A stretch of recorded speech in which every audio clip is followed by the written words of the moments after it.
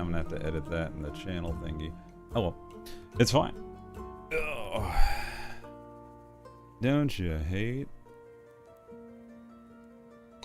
I was like, wait, we aren't playing Unravel 2. What the heck? Whoa.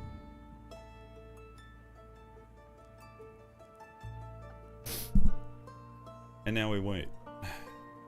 We're waiting, we're waiting. Hey, Jet the Kitten Star, Av2.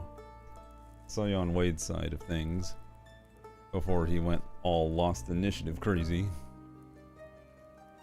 You hate to see it. Hello everyone, welcome.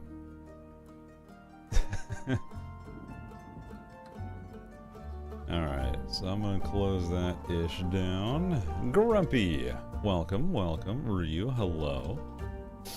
How was your Wednesdays?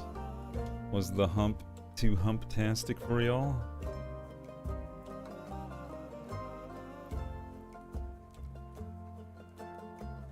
Very long. It was a long day. Yeah, I can feel that. I got some stuff done on the side. Oh, by the way, Glen Pop Sammy, hello. I'll probably remind people. Did this thing just slip? I felt it slip. Oh my god. Slowly but surely this thing is like sliding out of its thing. It's getting floppy on the end again. I really need to remake this. These no story spoilers? Yes. So I was gonna say, if y'all decide to check out the merch store, I actually added the new thing that was requested. So if you ever, it'll be for early seasonal stuff, mind you, because like, I think it's a little too warm for beanies, but I did make a matching Void Kitty beanie. Hello, Historically Jess, and welcome, Never. I'm excited for tomorrow and this weekend.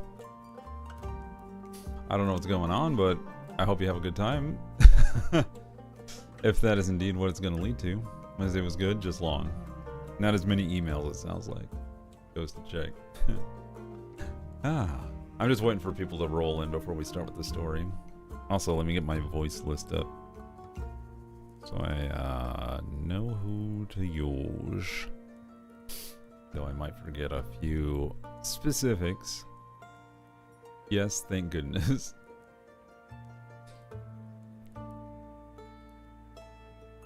Hopefully, y'all are past the whole CrowdStrike bullshit that y'all dealt with.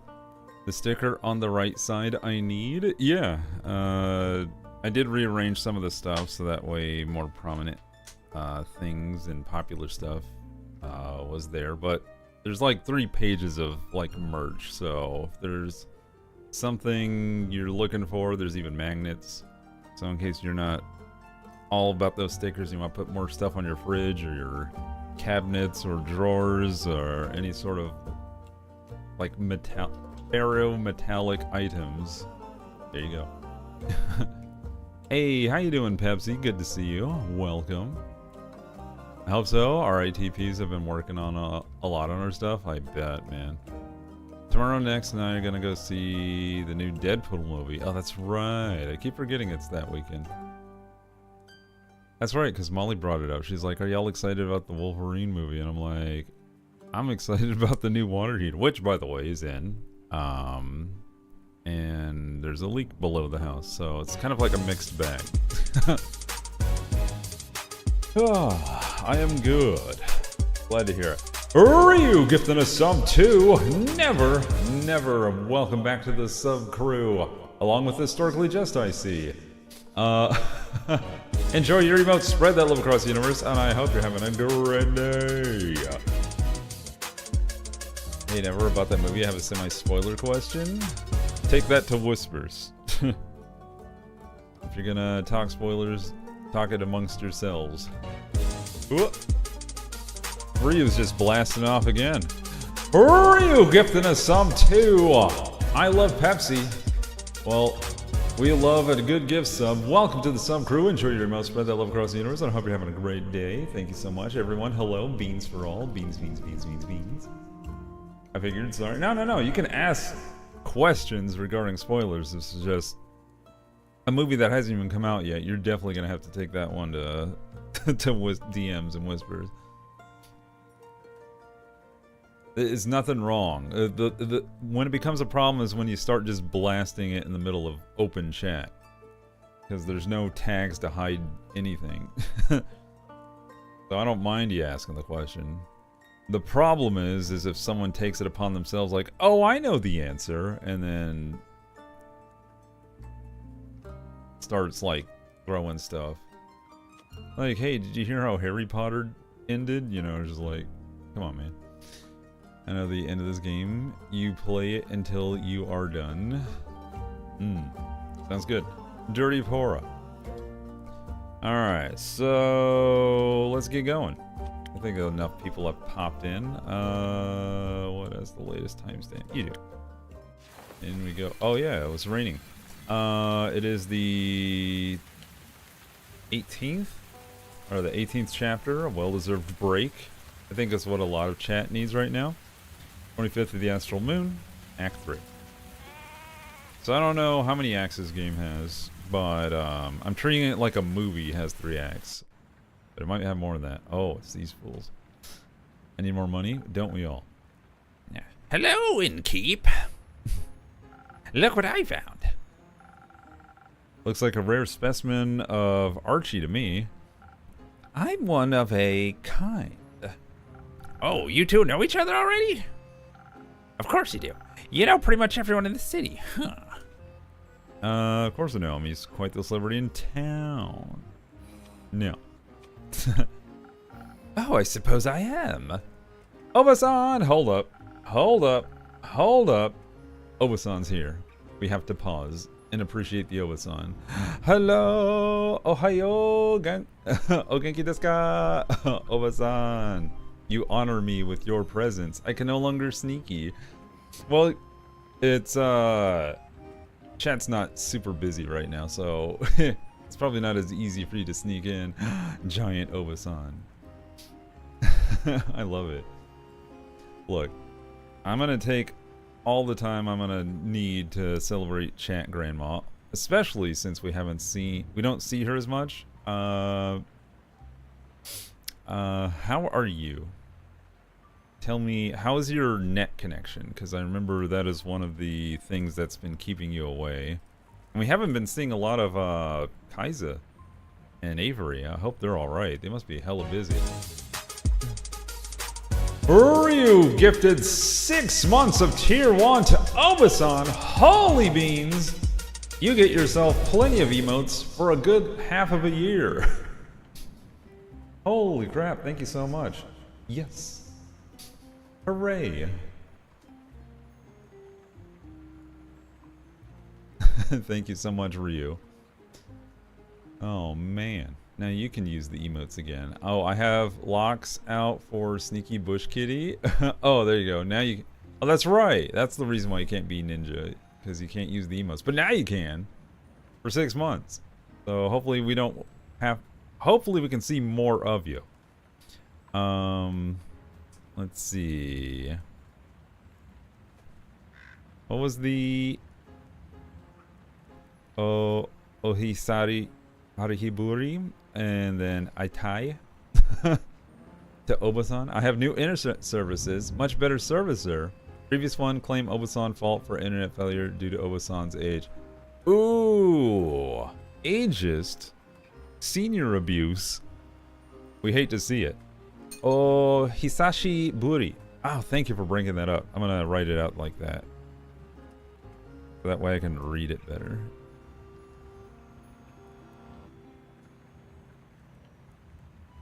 What? I am Fusion Crab in chat? Well, if you truly are Crab Fusion, then you gotta use the crab. That is rude. Oh yeah, I think Obasan hasn't seen a lot of the new emotes we've had. I feel now it's the opposite, because now I'm seeing Obasan more than I'm seeing Kaiza. So if you see your grandson anytime soon, let him know that we miss him and we hope he's doing well. Before, I was telling Kaiza, like, if you see Obasan, tell her we miss her, and we hope she's doing well. And the other one is I missed you. Yeah. I remembered. I think you told me last time. Actually, Wakata would be a good way to respond to that. Well, I hope you got a good deal on your internet service, Obasan. Let's see. I could even ask you, Ikura desu ka? I have so many phrases from all your lessons in the past that they're actually coming. They're coming in handy. Now it's the other way around. It has been. Like I said, I'm gonna take the time to converse, because unless it's gonna be normal that I see Obasan more often, but since I don't know, I'm gonna take the time. Hey, Zaminator, how you doing? Zaminator. Where are my beans at? There's my beans at. Beans. Ooh. And beans for Obasan. That's right. I remember one time we asked Obasan, like, what's the Japanese word for toe beans? And there really wasn't one. Oh, I now have the hiccups. It's going good. Ugh.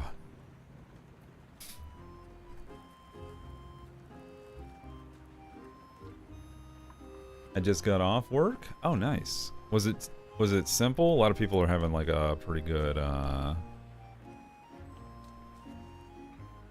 Wednesday. Not too heavy.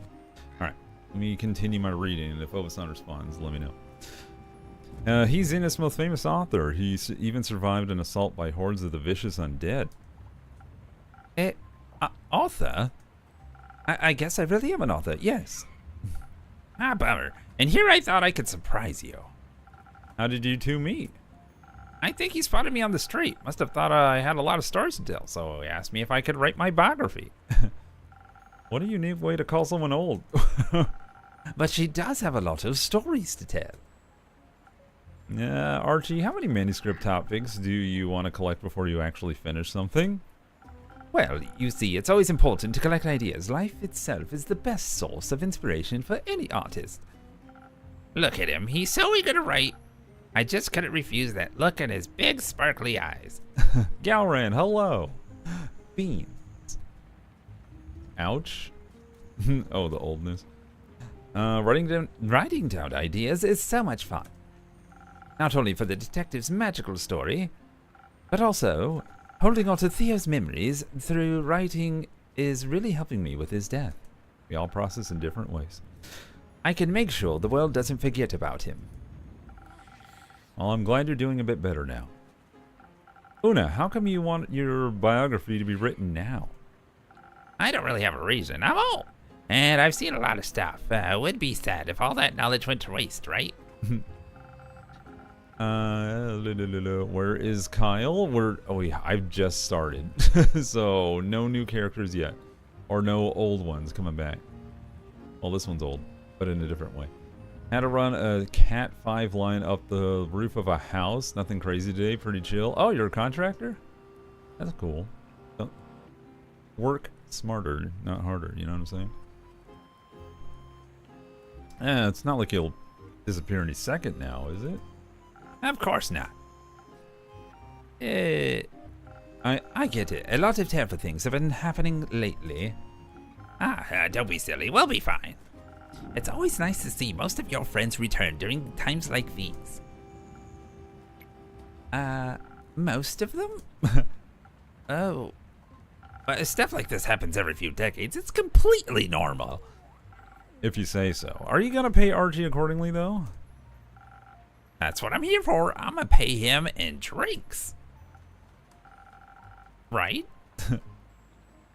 And I could use a little refreshing drink myself. I gotcha. Anything specific you'd like today, Archie? Just the same as always. A drink to stay focused on my writing, to defend my brain against all those distracting thoughts. Coming right up. Alright, distracting thought juice.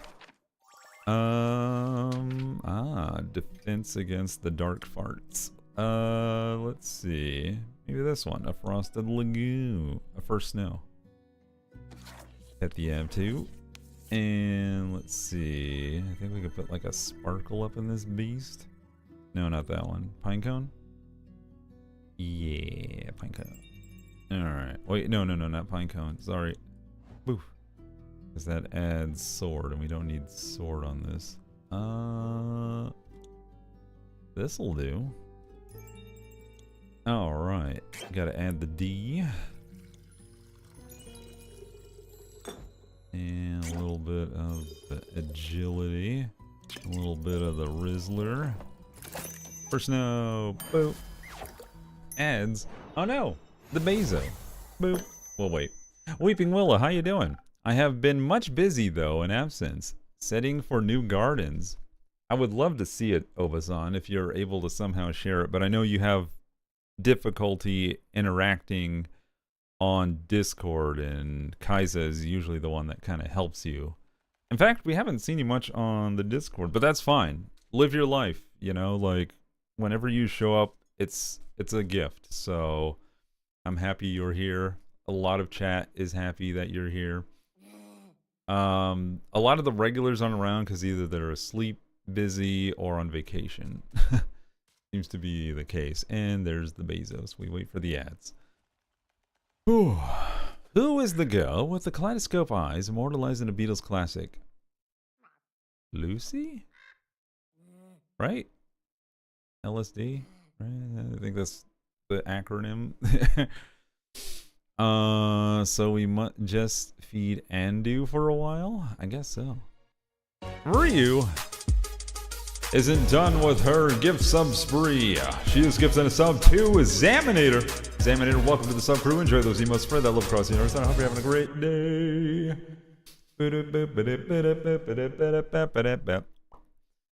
Oh yeah. Is there a penalty to wasting materials during drink making? Nope. You just throw. Oh, well.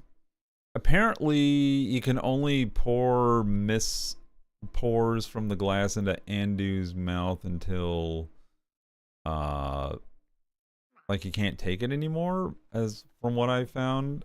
But beyond that, I'm an ISP tech. I do more troubleshooting and IT work, more than manual labor running fiber. Ah, okay, cool. Because that sounds grueling, especially if I had to work in a lot of crawl spaces. Pumpkins, what's going on? Welcome to the stream. Beans. Alright, ads over. Here we go. Lucy is the name of the girl with the kaleidoscope eyes. An iconic Beatles song. Yes. Now, whoever Lucy particularly is inspired by, I don't know. You'll have to do your own research, as the internet likes to tell you. Alright, here you go. A drink to boost your concentration. Boop. Thank you very much, dear innkeeper. This is delicious. I can feel an irresistible itch in my fingertips already. I'm always happy to oblige. So, Ona, what is it for you today? Maybe something that'll give me enough strength and energy to tell this whippersnapper every little detail of my life. And it's a long one. Yeah, that sounds about right. I finished my apple cider. Well, no. I'm gonna I was like, oh, that's too gross. Just make another one. Or get water and just stay hydrated. Alright, give me a quick second, I'll be back with a drink. Mr. I didn't say it. Relax. Relax. Okay, we got Lord Stabbington. Oh, what was that one? Yeah, it's only a 2. We can give her the muscle drink. Very nautical. Let's see. Can I put shark teeth in it? The answer is yes. Boop. Okay, so we need bloop. Bloop. And a little bit of the Riz. Double Riz to counteract the spell. And then some D. A full drink. Boop. I'm not gonna ask, sir. Ooh, what's the Discord? There's the Discord. Crawl spaces. Well, some are more furnished than others, but don't count on it because a lot of them are just dirt and cellars, like a lot of unfinished cellars in the thing. All right, some liquid stamina for the golden girl. Let's see if your skills are to be trusted, Innkeep. Oh. Archie, I hope you're ready for at least 600 pages. That's a lot. But you already agreed, so you don't have a choice. And now, my dear Archibald, we shall begin with the writing. Thank you for your hospitality, Innkeep. I'll see you later. Goodbye, Innkeeper. I'll remember to keep a copy of the book for you. Signed, please. Of course. Very well. Goodbye, you two. Hey, Poofles. Beans.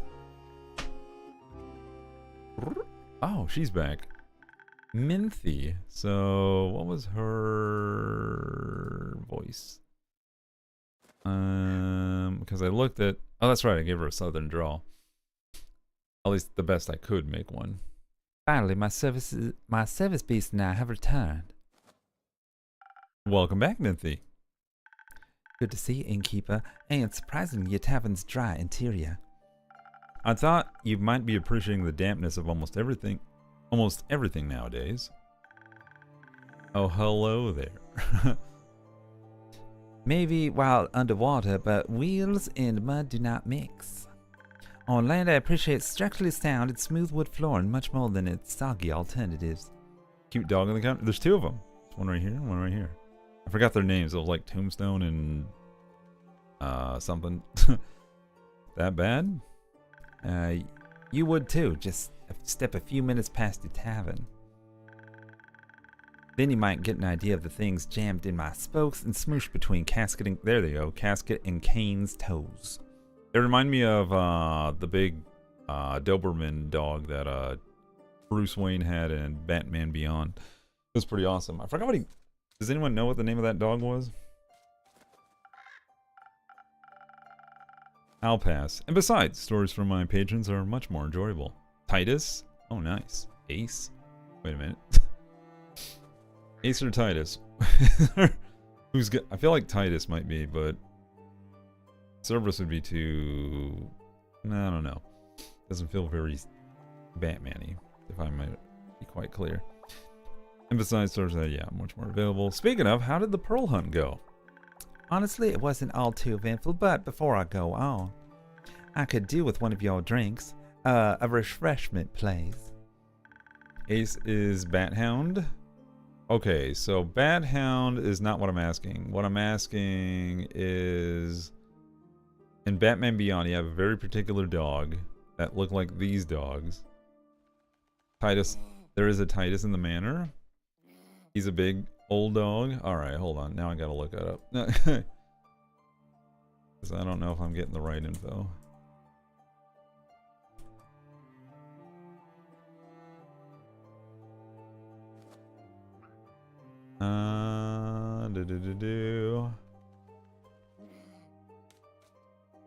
I guess it was Ace. Yeah, according to this Batman Beyond, it all says Ace. The dog's name Ace. It's never explained why. You just realize the reason. It's really sweet. Oh, hold on. In an episode of Justice League Epilogue, Amanda Waller is an old woman and talks with Terry McGinnis about a time when Batman was asked to help with the Royal Flush Gang. It ends with Batman volunteering to go it alone against Ace, a young girl whose powers are growing beyond her control. Waller gives him a device she believes will kill Ace, whose power threatens to kill millions, but ultimately Batman sits with her, talks with her, and keeps her company, as it's implied that her own power ultimately kills her. It's a moment Batman has a truly compassionate character. Decades later, he names his dog Ace, and I realize he probably named the big dog after her in her memory. Oh, that's... Well, how about that? I learned something. Isn't Titan Damien's dog? Are you talking about the Omen kid? The 666? Mark of the Devil boy? I have no idea. I've never watched that movie. Probably should. Didn't they remake it? I heard the remake was kind of cheesy, but I don't know. Damien is Bruce's son? Oh, I didn't realize Bruce Wayne had a son. I don't know how canonical that is. Amanda Waller is the lady that is in control of the Unaliver Squad. You can say Suicide Squad, because that's the name of the thing. I'm not going to check the language. because of like demonetization purposes. Stupid. But I probably would use it. I would probably like alter the language if I'm like speaking of it in particular, but since it's actually the name of the squad in the DC universe. Anyway, wasn't sure about Twitch's rules. Not on here much. I think YouTube has more of a problem with it than Twitch does. The context is what matters in this conversation, because we're talking about like the actual DC like villain crew. They literally have a video game that was being pushed what, a couple of months ago. Who published that game? It was supposed to be like some sort of like seasonal Kill the Justice League video game. What was it? Who made this? Rocksteady Studios? Yeah, I remember they were all over the damn place for... Yeah, exactly. So how can you... Is everyone just gonna say Unalive Squad? No, they literally... Ow! Fuck! My goddamn ankle. I hit the other side of it. Great. Now both sides of my foot hurt. Son of a bitch. The camera shake from that bump? Yeah, just like, did it hurt? Yes, I absolutely hurt myself right now. You getting old? No, because well, yeah, we are getting old. Every day we're alive. Anyway, did you know the more birthdays you have, the older you get? It's true. Anyway, I swung my foot up from the floor to rest on my other leggy, and then it hit the keyboard tray. Ouch. And I forgot I had it on low because I was in gaming mode last night. Or relax type mode. To preserve my heckin' knees. Anyway. Oh god, I got so distracted trying to figure out the dog's name. Oh, don't hurt yourself. I'm trying. Okay. Something to keep my mind clear of any relevant distractions for the journey back. Alright. Let's see what I can do. Okay. Distraction juice. Or focus juice, actually. Let me see. Actually, that one's perfect. We don't do this one very often. The Silent Owl. This one gives me plus in brain. Boop. I just need one more brain. It's kind of like a mint julep. A little bit of the stab sauce. And one for agility. And badoosh. So is this mainly just a bartending game? No. I think that's a side aspect of the mechanic. So what this really is that I'm supposed to be the NPC, right? I just voice people that come in and interact with each other, and then I give them quests to go out and do, and then I like react to them when they get back, or I help them, or you know, I give them choices on how they can go about their tasks. I have a little bit of agency in that regard, and I can either like provoke or deny their capabilities in both personal pursuits or relationships. I can, yeah, pretty much that. The whole drink thing is a mechanic that suits their taste, as well as boosts people, that then gives them like, do I go in stealthy and smart, or do I go in fists a swinging? Yeah, he's secretly God. There you go.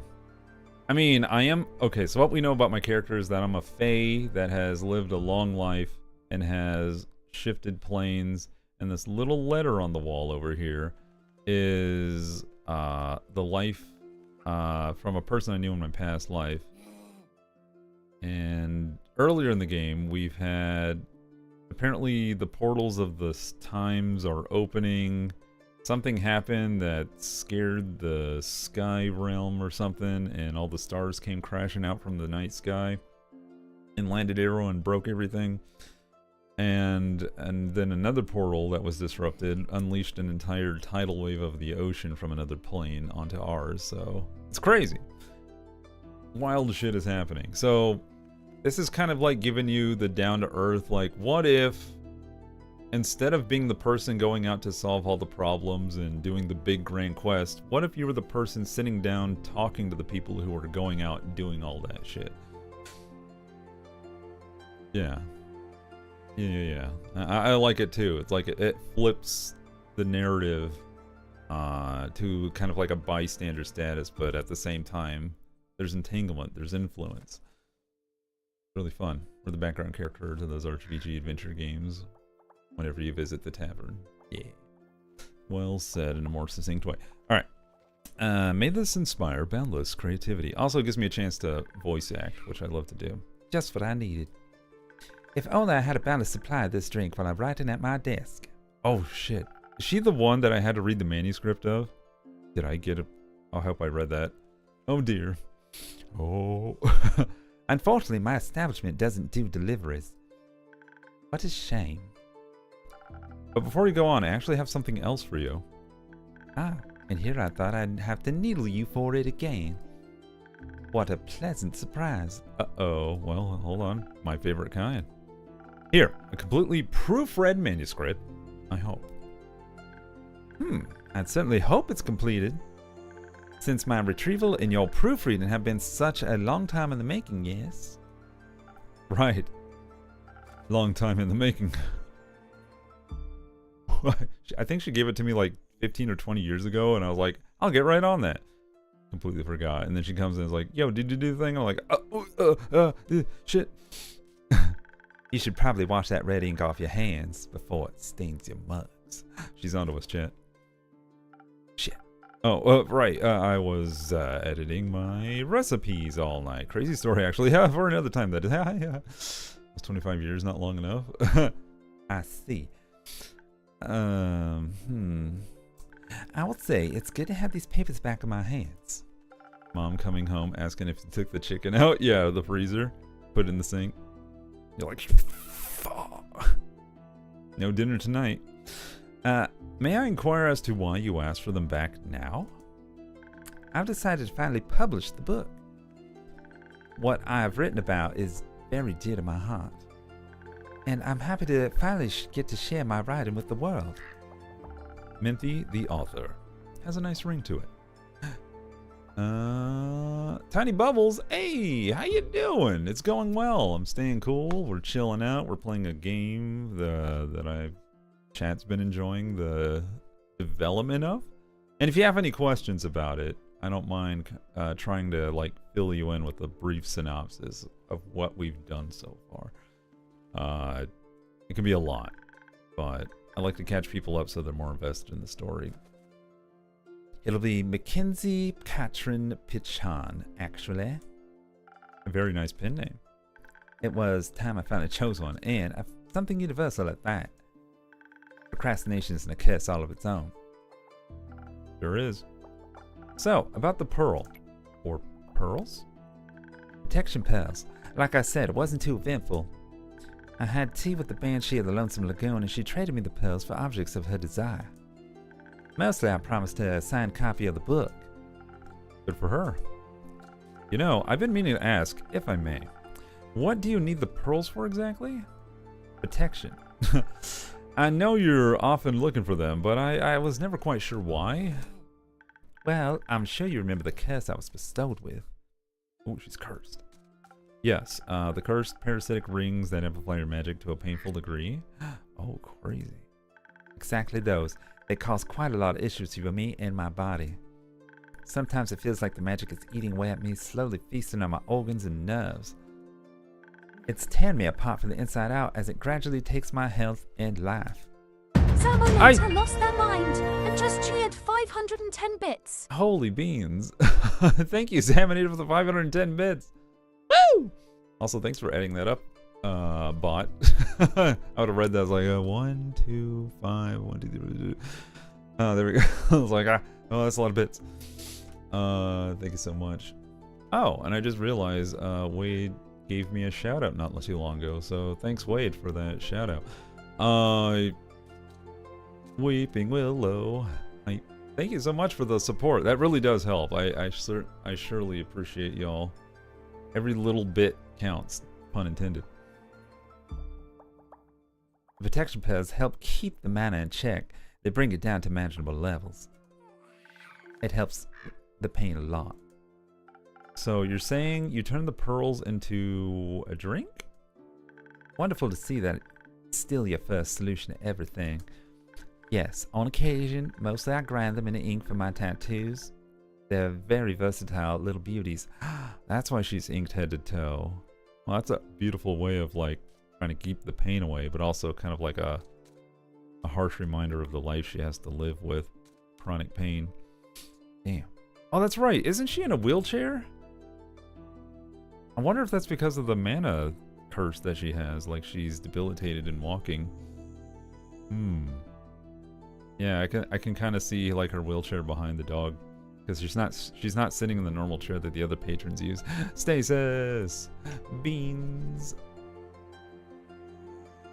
Oh, that's a neat idea. I read a comic the other year about a character that had protection spells tattooed on her body. Yeah, I do like tattoos with a purpose, especially for characters. What was that one character in the Electra movie that could like manifest her tattoos and attack creatures? I'm not saying the movie was great or anything, God forbid, but that was Marvel's first forays into like spin-offs and sequels.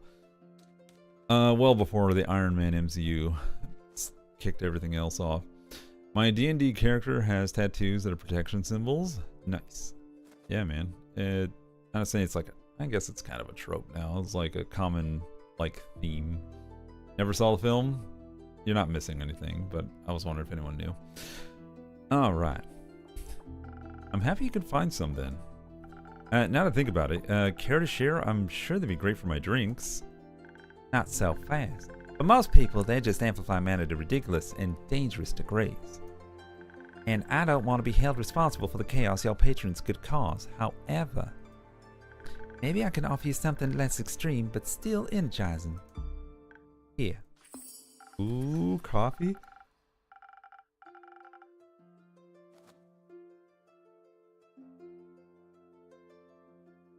Ah! Oh, my shoulder. Ugh. Tightened up. His nickname was just Tattoo. We just fought a bad guy in our campaign with symbols protecting him. Oh, blessy. Thanks. Bless your face hole. It's getting there. Is this your infamous coffee recipe? After all these years, you finally trust me with it? Yes. It's time. I think you can finally make it without poisoning someone. I'll do my best. Thank you, Minthy. Perhaps it will also help you keep your promises in time. And anyhow, I think we're due to take our leave. Need to make some ink? Something like that. Plus, I promised Casket and Kane we'd check out if any primordial tennis balls got washed out by the flood. I think there might have been some in the bushes. I might be able to make you some moss balls. Oh yeah, more business for Maya. I want them to meet. What a perfect excuse to catch up with her. Is she around? More frequently recently. It's nice. A miracle she still comes around after you exercised our favorite bog body. We were young and inexperienced. Oh, we were young and inexperienced. It happens. Coffee recipe? Finally. I know, right? Now we can turn into a boba in a coffee shop. That it does. It was lovely to see you again, Innkeeper. Hello, the Knot is here? Not modding, hello, it's good to see you. Welcome to the stream. I hope you're having a great day. Pleasure to have all of you here. Welcome, welcome. Hello, the Knot. Likewise, best of luck on your journey, and don't forget to send me a copy of that book. If you promise not to forget about its existence this time. I'll do my very best. I know you will, friend. I know you will. Oh, she's gone. She's one of my favorites. Snacks for M2. Little sweepies. Need to sweep up all that dust that's making me sneeze.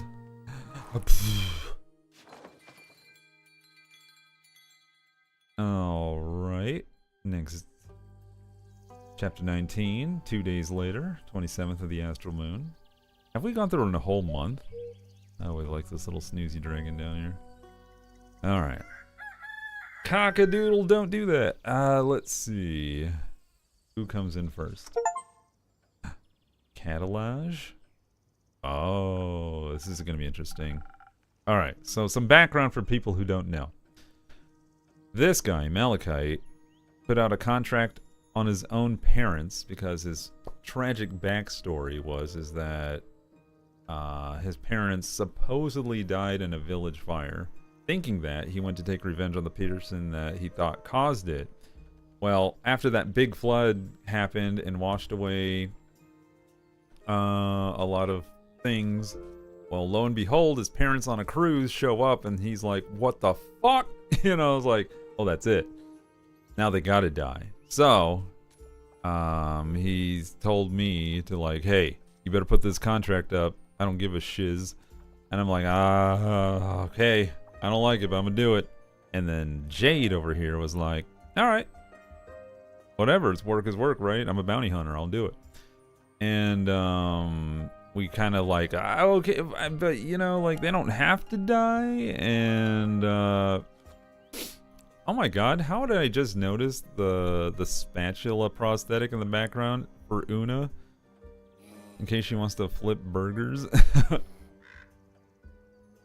That's funny. Anyway, I assume that's hers, but maybe there's a history with that.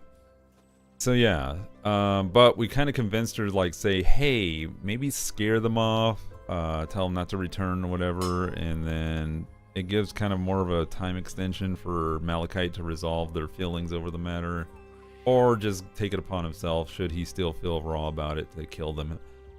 But now we're gonna find out. This is gonna be awkward. How it resolved, because he wants them dead. She was like, whatever. But I don't know what his reaction is gonna be, finding out that she left her parents still, his parents still alive. Excuse me. Oh my gosh, it's the hash thingy slasher. Oh, that's right. Oh man, I could go for some hash browns. Anyway, Jade, welcome back. Was your quest successful? Boop. When have I ever failed?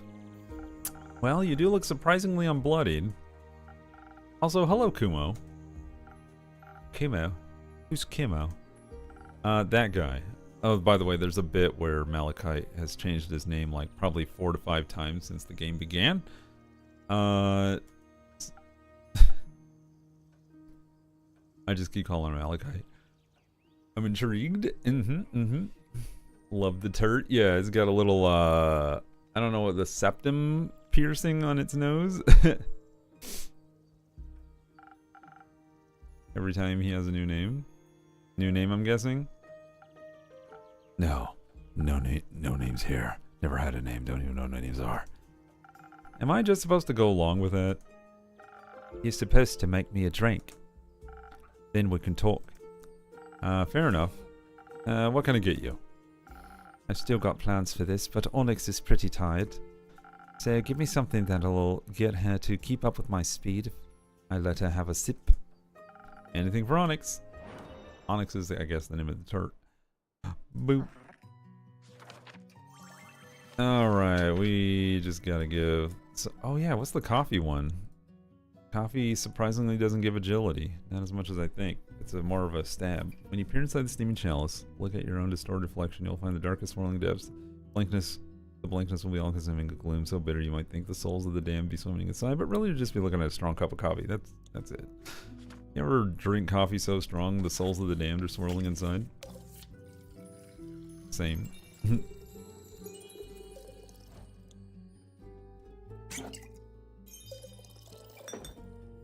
And oh, that's right. Mind juice.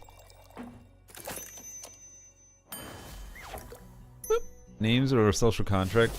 Like time. Time is such a valuable thing, which it ticks by the pendulum swings. Thank you for coming to my Lincoln Park TED Talk. God damn it. Anyway. Oh, speaking of time, how is it Oily Bezos time again? What the hell happened? Souls of the damned taste like mint and mocha. There you go. Gotta get that good stuff in the back aisle. Alright, a drink for Onyx and you, but mostly Onyx.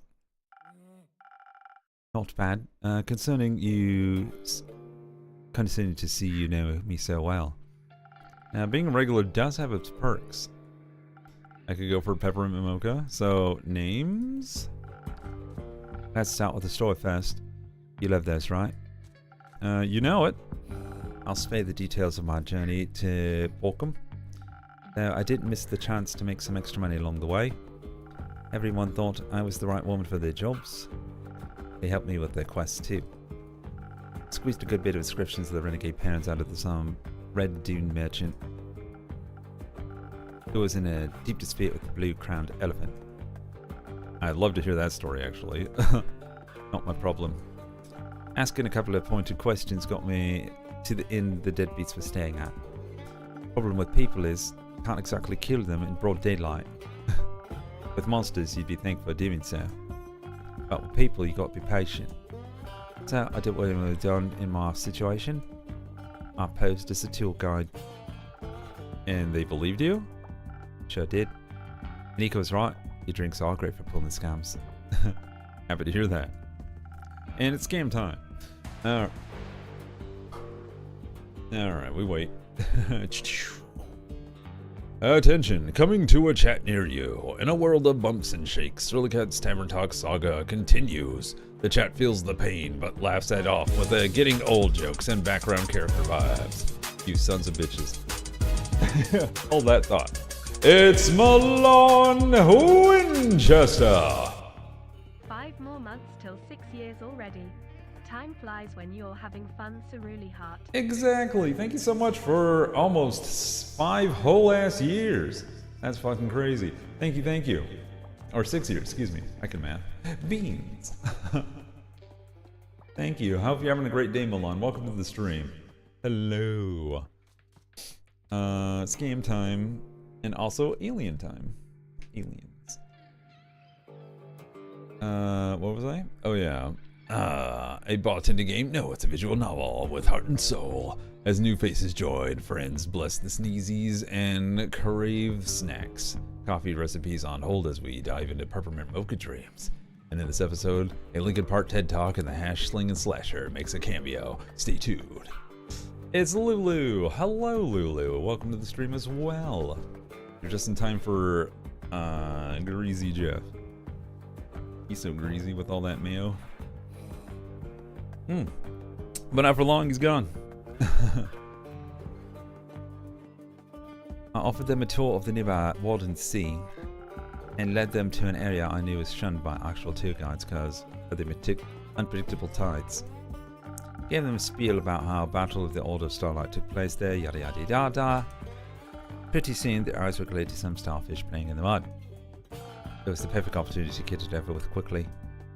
Obviously, I wasn't going to kill them just then. They needed a chance to run, but I had to scare them first. I raised my spear right above my head when I was about to go for a warning strike, when I hear this singing sound. I deflected the knife that was flung my way at the last second, and it shattered to against the ground. All 3 of us turned and saw this cloaked echo, reaching for another knife.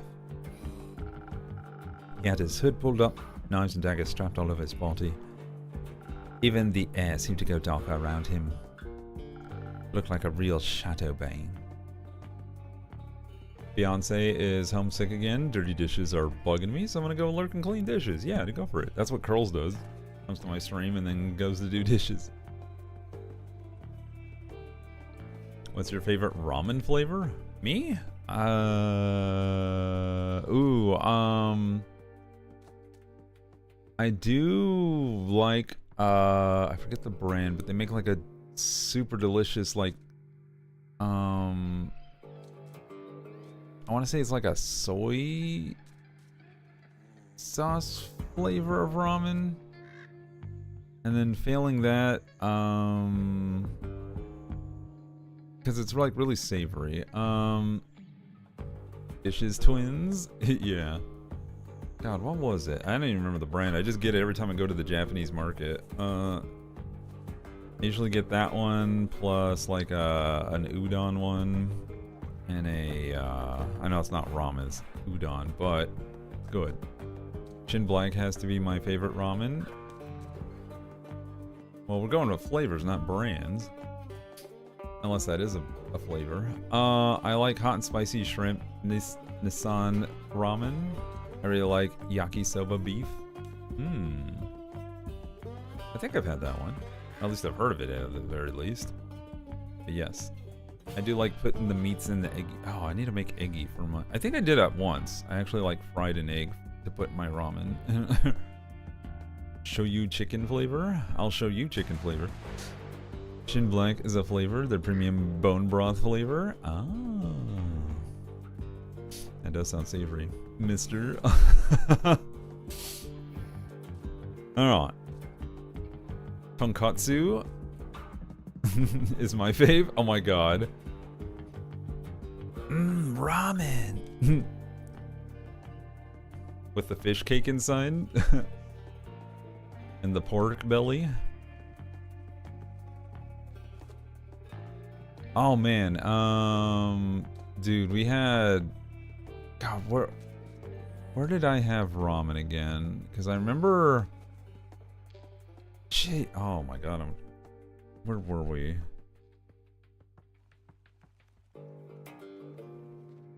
I know I had some with Pat once, and then I remember having another ramen thing when I was with my brother, but... Oh, no, it wasn't with my brother. Sorry. It was when I was at, in Memphis for the St. Jude Summit. And, there was this ramen joint right across the street.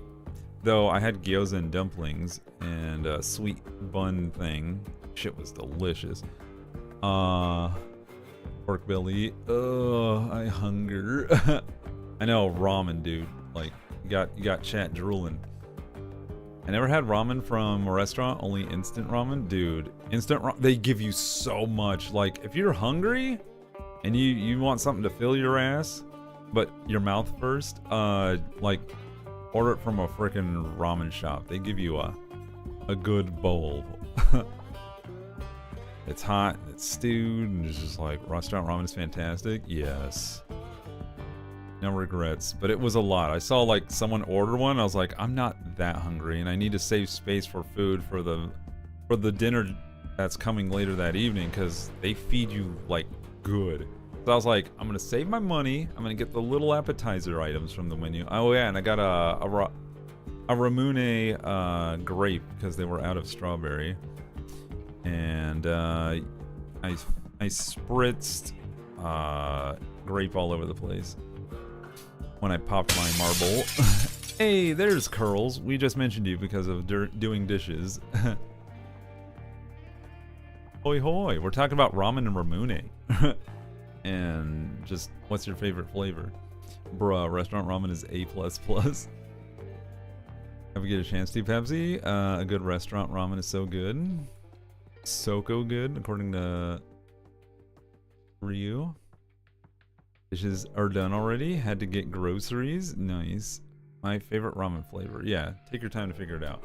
Listen, I am listening to all your typos. Just got done with your dishes. Hell yeah. Dishes squad. Alright. While y'all talk, I'm gonna read. I trained under them. Impressive.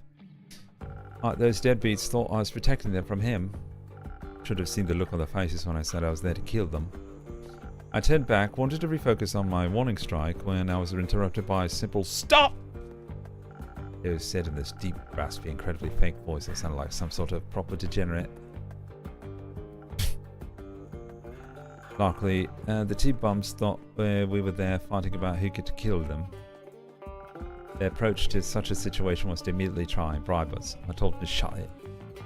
They asked me what I wanted then, if it wasn't money or words. So I turned to our little Shadowbane and asked what he wanted. But he just stood there quietly. Can't blame him. He's a little scarier than your parents. Original melon or grape? Ah. I felt so... Oh. We have a Japanese restaurant in town, and I'm learning to speak Japanese, and I try to talk to them, but they're actually Vietnamese and don't speak Japanese. Oops! Well, you learned, and now you get to learn Vietnamese. And you can, like, kind of shape up, like, maybe you could say sorry for assuming your ethnicity, and then try to, like, say some Vietnamese words. Be friendly, be open, be honest. What is your favorite boba? Like taro or milk tea? I don't like boba. Sorry. Tapioca balls make me want to. It's a texture thing. So I enjoy tea, like green, lemon, like well, that wasn't tea, but I did have a lavender lemonade recently, and that shit was delicious. I never had boba tea. I don't like the tapioca balls. Yeah, some people who love boba just absolutely love boba. And people who don't, well, like me, just like, not gonna do it. Okay, I gotta go get food. Yeah, do it. Do it, Stasis. Sate the hunger. Alright. So, you helped him with the decision? Not exactly. I walked over to him and handed my spear. She said, "This is your choice. Make it." Oh my god. The fact that I gave him a deep, raspy voice, and that she described his voice as deep and raspy this whole time is such a, like, what are the odds of, like, that was gonna be his voice? And get it right. Strawberry. There's a bubble tea, like the ones filled with juice, like the mango ones. So just a smoothie. Never had Ramune, googled it, and would like to try them. Yeah, it's soda with natural flavors, rather than like the bullshit we have in the US. Because grape soda actually tastes like grapes, and not like chemical purple. In the US, you're tasting purple. In Japan, you're tasting grape. And if you've lived here long enough, you'd understand. Have you tried Asian Lay's? No, but I have tried mini Calbee chips, and that shit's goddamn delicious. Can you taste with all the colors of the chemicals? Yeah. Like, orange is not the fruit in this country. Orange is the color flavor in this country. Even banana. Well, no. So what I've been told is that banana flavor tastes weird because that's what original Grand Michel's or Michelle's used to taste like before they went extinct, which was the original bananas pre-50s. And anyone old enough knows the original banana flavor. Everyone else, we just know the next version until a great fungal apocalypse takes them out, because all bananas are inbred. They're clones of one banana plant. I don't like orange candy or lemon lime candy. Wait, for real? Yeah. All bananas are just like clones, which is why they're very susceptible to disease. If one gets something, which that's how the Grand Michel's got killed, is because they got wiped out by a fungal infection and there was nothing to cure it, and medical science or agricultural science wasn't strong. I have learned today? Yeah. So, like, the banana in like Runts candy and maybe even those fruit chews, and you're like, huh, this does not taste like a banana. It's like, well, if you lived long enough, you would know that was what they used to taste like. And from what I was told, they're like richer and more flavorful than the ones we have now. So it's interesting. We live in a different banana time. Also, we have backups in case this modern crop of banana variants dies. We're also trying to like breed more resistant bananas. So they're trying not to have a repeat, but we'll see. You know, science versus nature. How you doing, Yoshi? Sorry, I got on a tangent with bananas. Yeah, it's all fascinating. I don't like orange candy or lemon lime. Ooh, dude, lime candy? Ugh. To me, like, that's what green tastes like. Banana rant. Na na na na na. Banana rant. Da, na, na, na. Banana rant. Da, da, na, na, na, na, na, na, na, na, na, na, na, na, na, na. Banana rant. Haichu banana is good. Yeah, that's another like flavor banana that doesn't match banana. I just started singing a lot. There's also a seed storage dealing grilling for plant safety. Yeah, I think there's a seed storage one in Svalbard, the huge island kind of north of Russia, and I think like Norway and Finland. It's out there near the Arctic Circle. Lime and lime juice. I like lime, all I can say. I like the lime can say no. Yeah, lime candy tastes like soap to me. Like there's this bitter after. Svalbard. Yeah, thank you. Yeah, it tastes like soap, don't like it. There's like this weird chemical bitteriness to it that just bleh, doesn't taste like the fruit. Because you know when you taste like a natural lime in a drink versus like when it's processed for like or Sprite or a candy. I think the only lemon lime candy I've had before are Dum Dum lollipops. I like lime candy, but I can only do one piece. Beyond that, it tastes so acidic. I don't know. I guess I've never had acidic lime. It's just, to me, I just taste like the chemical green bitter grossness. Maybe I have that thing where it's like cilantro, where only some people can taste the flavor and other people's like it's just soap. Lemon candy's fine. I love lemon sour heads. I like other types of like, I like lemon Jolly Ranchers. I like lemon and Dum Dum lollipops. I like, you know, I like the lemon Skittle. Though, I think the Skittles have different flavors, right? It's the Tricks and Fruit Loops that don't have the different flavors. Everything's uniform. It's just like this fruit amalgam. Correct. Yeah. My brother and I used to pop Warheads. Watermelon Jolly Ranchers. Yeah, that's another one that can be kind of hit and miss. It's like, how good does the watermelon candy hit? Alright. She said, this is your choice, make it. It felt like she was passing some of her courage onto me. He stepped forward, my spear in his hand, and took off his hood. He was... I'll spare the details. They recognized him, of course. Had the audacity to act surprised. Surprised is one way to put it. When they talked, they sounded so... like they thought I had died. You could have. They left you. I wanted to say something. Anything. Yell. Tell them to get lost. Scream at them for what they'd done to me, but... all that came out was... why did you leave? The silence went on for so long. Would have been a lot longer if those ties hadn't come rushing in. You did kind of walk into that one. Kind of.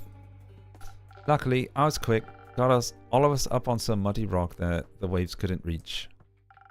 How long were you up there for? A couple of hours. Left us a lot of time to talk. Did you? Yes. A lot. For example, did you know the primordial flood was caused by the pyre erupting? The pyre? You mean the biggest volcano in all of Asteria, nestled right in Leviathan's domain? Yeah, apparently erupted and then collapsed. Covered all the primordial sea in ash and set off a tsunami. It should not be doing that. No. Do you think powerful magic was afoot? Probably not. What use is a giant tsunami to anyone? Maybe they wanted to be wet? Probably not. Are tsunamis and their causes all you and your parents talked about? No. Mostly we talked about the leaving thing. They said not a day went by where they didn't regret what they had done. I asked why they didn't come back then. They didn't have an answer for that. My mom said she was proud of my knife throwing skills, though. I never thought they'd apologize. They owned up to all of it, as awful as it was. I hadn't planned for that. They wanted to make up for everything and be a part of my life. They also said it was up to me and what I wanted. What did you want? A family. Is that stupid? No, it's not. So, you forgave them? No, not yet. I have to see if they actually mean what they said first. Actions speak louder than words. I can't trust them right now. We don't really know each other anymore. Who knows if we'll get along. But they did say they want to get to know me, and I think I might like that too. They're just so different. It feels like I'm angry at people that don't exist anymore. Ooh, that's rough. You should be careful. You're still allowed to be angry. Careful. They might not have changed. Maybe. But I don't want to assume the worst of them. I don't want to be like that anymore. And I think they're willing to change, to try to at least. Plus, Jade threatened to decapitate them if they ever hurt me again. Hey, Jade's got your back. I wasn't expecting that. They'd stand no chance. None. Could I have a drink now, too? Sure, let's trade. Right. A secret? No, a name. I assume Jade didn't know you as Kumo because your parents didn't call you that. Correct. What did they call you then? I'm not. I'll trade you my name. Just give the guy a drink. Your first name? Those are quite precious to Maida, right? Very. See it as a secret to trade for. I'm listening. Ulyssia. Ooh, pretty. Beautiful name. I keep that name to myself too. Oh shit. Damn. Ooh, so ugly. I'd keep it a secret. Beautiful name. Boop. I don't respond to flattery. Oh, thank you. It's definitely better than mine. Damn. Yours fits you. It does not. If you say so. So, not Ulyssia, but what would you like to, in exchange? Maybe something that will stop me from choking on my words. In case I have to do more with this emotional thing. I've definitely got something for that. It's called Ricola. Alright, it's hot in here. Boop. Alright, we need a little bit of the old fancy pants. 1,000 wins, please. Ah, a cough drop? I know. A losange. I saw a clip of... Okay, so who here knows the big bad in DC, Darkseid? He's kind of like the Thanos-ish of the DC universe. Oh, me. Okay. So... Hi, everyone. Hello, Marshall Jackson. Welcome to the stream. I heard you crashing. This reminds me of Glass God on Crunchyroll. Let me finish my story. So anyway, Darkseid is threatening the Teen Titans with doom and destruction and the apocalypse and all that jazz. And it's Teen Titans Go, so it's kind of zany. And they're also dressed up as the Justice League, I think, for whatever reason. Cyborg is dressed up as Green Lantern, I think. Like, the girls are dressed up as, like, Wonder Woman and whatnot. Anyway, Starfire goes up to Darkseid and says, "Would you like the lozenge?" And he's like, "Oh, thank you." But he's like, "Oh yes, thank you. Let me and he takes it. And he like swallows it and like, "Oh, thank you so much." And it turns out it's the voice of Weird Al Yankovic. And it's just like, was like, all right, Teen Titans, are you ready for doom and destruction? How come you're not cowering in fear anymore? Oh man, shit was amazing. I loved it. Let me see. Can I infuse? I must have missed that. Weird Al. Yeah, Weird Al has voiced tons of cartoon characters, and each one is super fun. I just thought I'd share that with you since we're on the topic of Lassange. I never got to see that show. It's always been on my backlog list. I mean, it's kind of strange. Like, people either love it or hate it. I think a lot of the old guard are unhappy. Oh, Jesus. That's too much. Oh, Amp 2. Glug. They're unhappy that... Oh. Oh. What? Oh, what?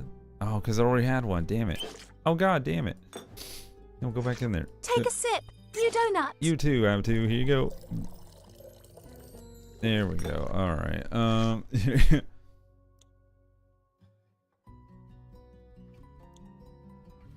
But yeah, people like the original Teen Titans. And when the new show wasn't like that and it was just goofy and stupid, everyone was like, grr, where's my semi-serious original Teen Titans with the incomplete series? So when it came out and it was all like... Let me tell you, if you never watch any episode of Teen Titans Go, which you really should give it a shot, the animation and the gags are great, but if you don't want to waste your time with all the seasons, watch the movie. At least watch the movie. They pull no punches. Everything, nothing's sacred. Everything's up for making fun of in the industry. It's a really fun experience. But I leave it to you to check it out. I just say give it a shot. You might not like it even after that, or maybe it inspire you to be like, oh my god, what have I been missing? That's why I didn't watch Teen Titans Go. Yeah. I'm in need of a cozy vibes. Welcome, Mr. Explodo. It's good to have you here. Beans. Yeah, we've been hearing that for decades with Batman. Everyone just wanted more Batman the Animated Series and immediately hated on any other. Yeah, like, oh, what is that one? The Batman, the Bold and the Brave. The one where they sing. And it's like weird and the colors are strange. And I kind of watched a little bit. Brave and the Bold? Yeah, the other way around. But you know what I meant. And it has like the Song Man as one of the bad guys. I wanted more dude, we could have had a Batman Beyond movie. And had they given it the green light and Kevin Conroy was still alive. But no. I don't even know if like Zavlov was in charge of WB at the time, but let me tell you, that bitch has been killing a lot of good ideas. Coyote vs. Acme, the Batgirl movie, a whole bunch of other shit, pulling series away from their streaming platform on Max, you know, shelving a whole bunch of other stuff. It twists the angry nips. BTA Sama, welcome back. Thank you for the Prime sub for 28 months. We appreciate your support. And he's voiced by Neil Patrick Harris. Yeah, Music Meister. Thank you. Perfect time to bring up some trivia. Look, I enjoyed it. Like, on the Music Meister. It's a fun episode, but I understand. It's not. It's like the art direction, the storylines, just like it can be very it can be quite the repulsion from the people who kind of grew up on the animated series. I mean, it's the animated series that brought Harley Quinn to the forefront of like comic book fandom. Otherwise, she was just like this back piece character that no one really cared about. Side character. I was told at work today I didn't get the position I applied to. Oh, I'm sorry, Mr. Explodo. That's rough. I watched Teen Titans Go as a kid and it was fun. And recently I had just been watching Blue's Clues hosted by Steve and it brought back so many memories. Oh my god, Steve Blue's Clues. It was really sweet to see him come back as a as a detective now. That was awesome. I think that brought a lot of people's childhoods back. And then that heart-moving message that he puts at the end of it, and everyone's just like, Steve. Everyone starts crying like, no. Because he's so encouraging, and he's like, I'm proud of what you've become, and I want to see what you do next. And it's just so heartwarming. That made me cry. I know. As in Batman character? Wait, what? I thought Baby Doll was interesting. Oh, was she? Wait, Baby Doll. Now I'm thinking of that gangster ventriloquist puppet who the one guy talks, but it's that one thing where like, wait, does the doll have its own personality? Can it talk by itself? And simply the guy, is it manifesting a psychosis? It's such an interesting character, but anyway. Baby Doll. I think I know which one you're talking about. I thought Clayface was another good one. Baby Doll is so tragic. You're thinking of Scarface and the ventriloquist. Yee. It's Mr. Scarface. Was Baby Doll the actress that stuck being in a child body? Oh, is that the run? I'm trying to like picture it in my head, but let me pull it up. Man, we were going on so many tangents today.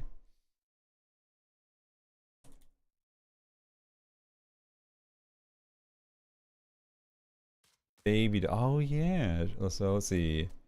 Featured in the Batman anime series, Baby Doll. After her first appearance, she was used a few times in other episodes, but has yet to make her major appearance in any of the comics or the Batman media.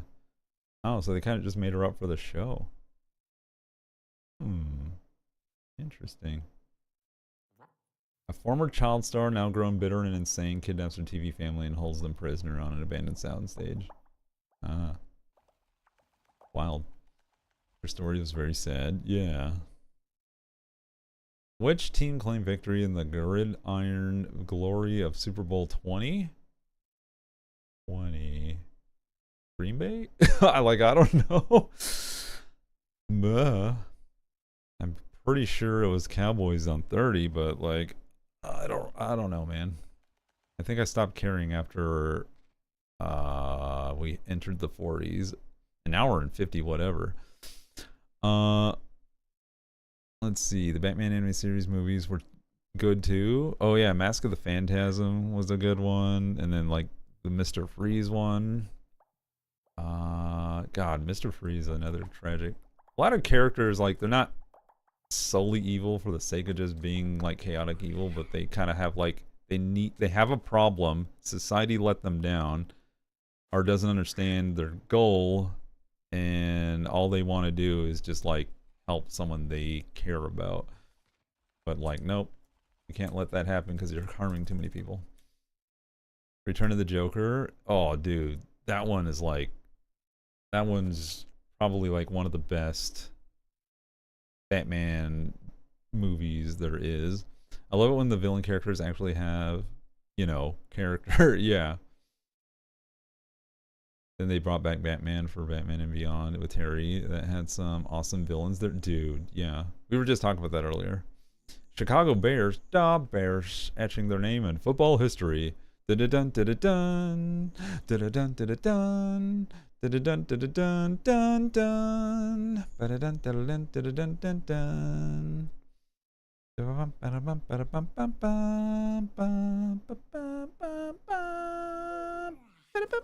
Anyway, Mr. Freeze is probably a properly sad character.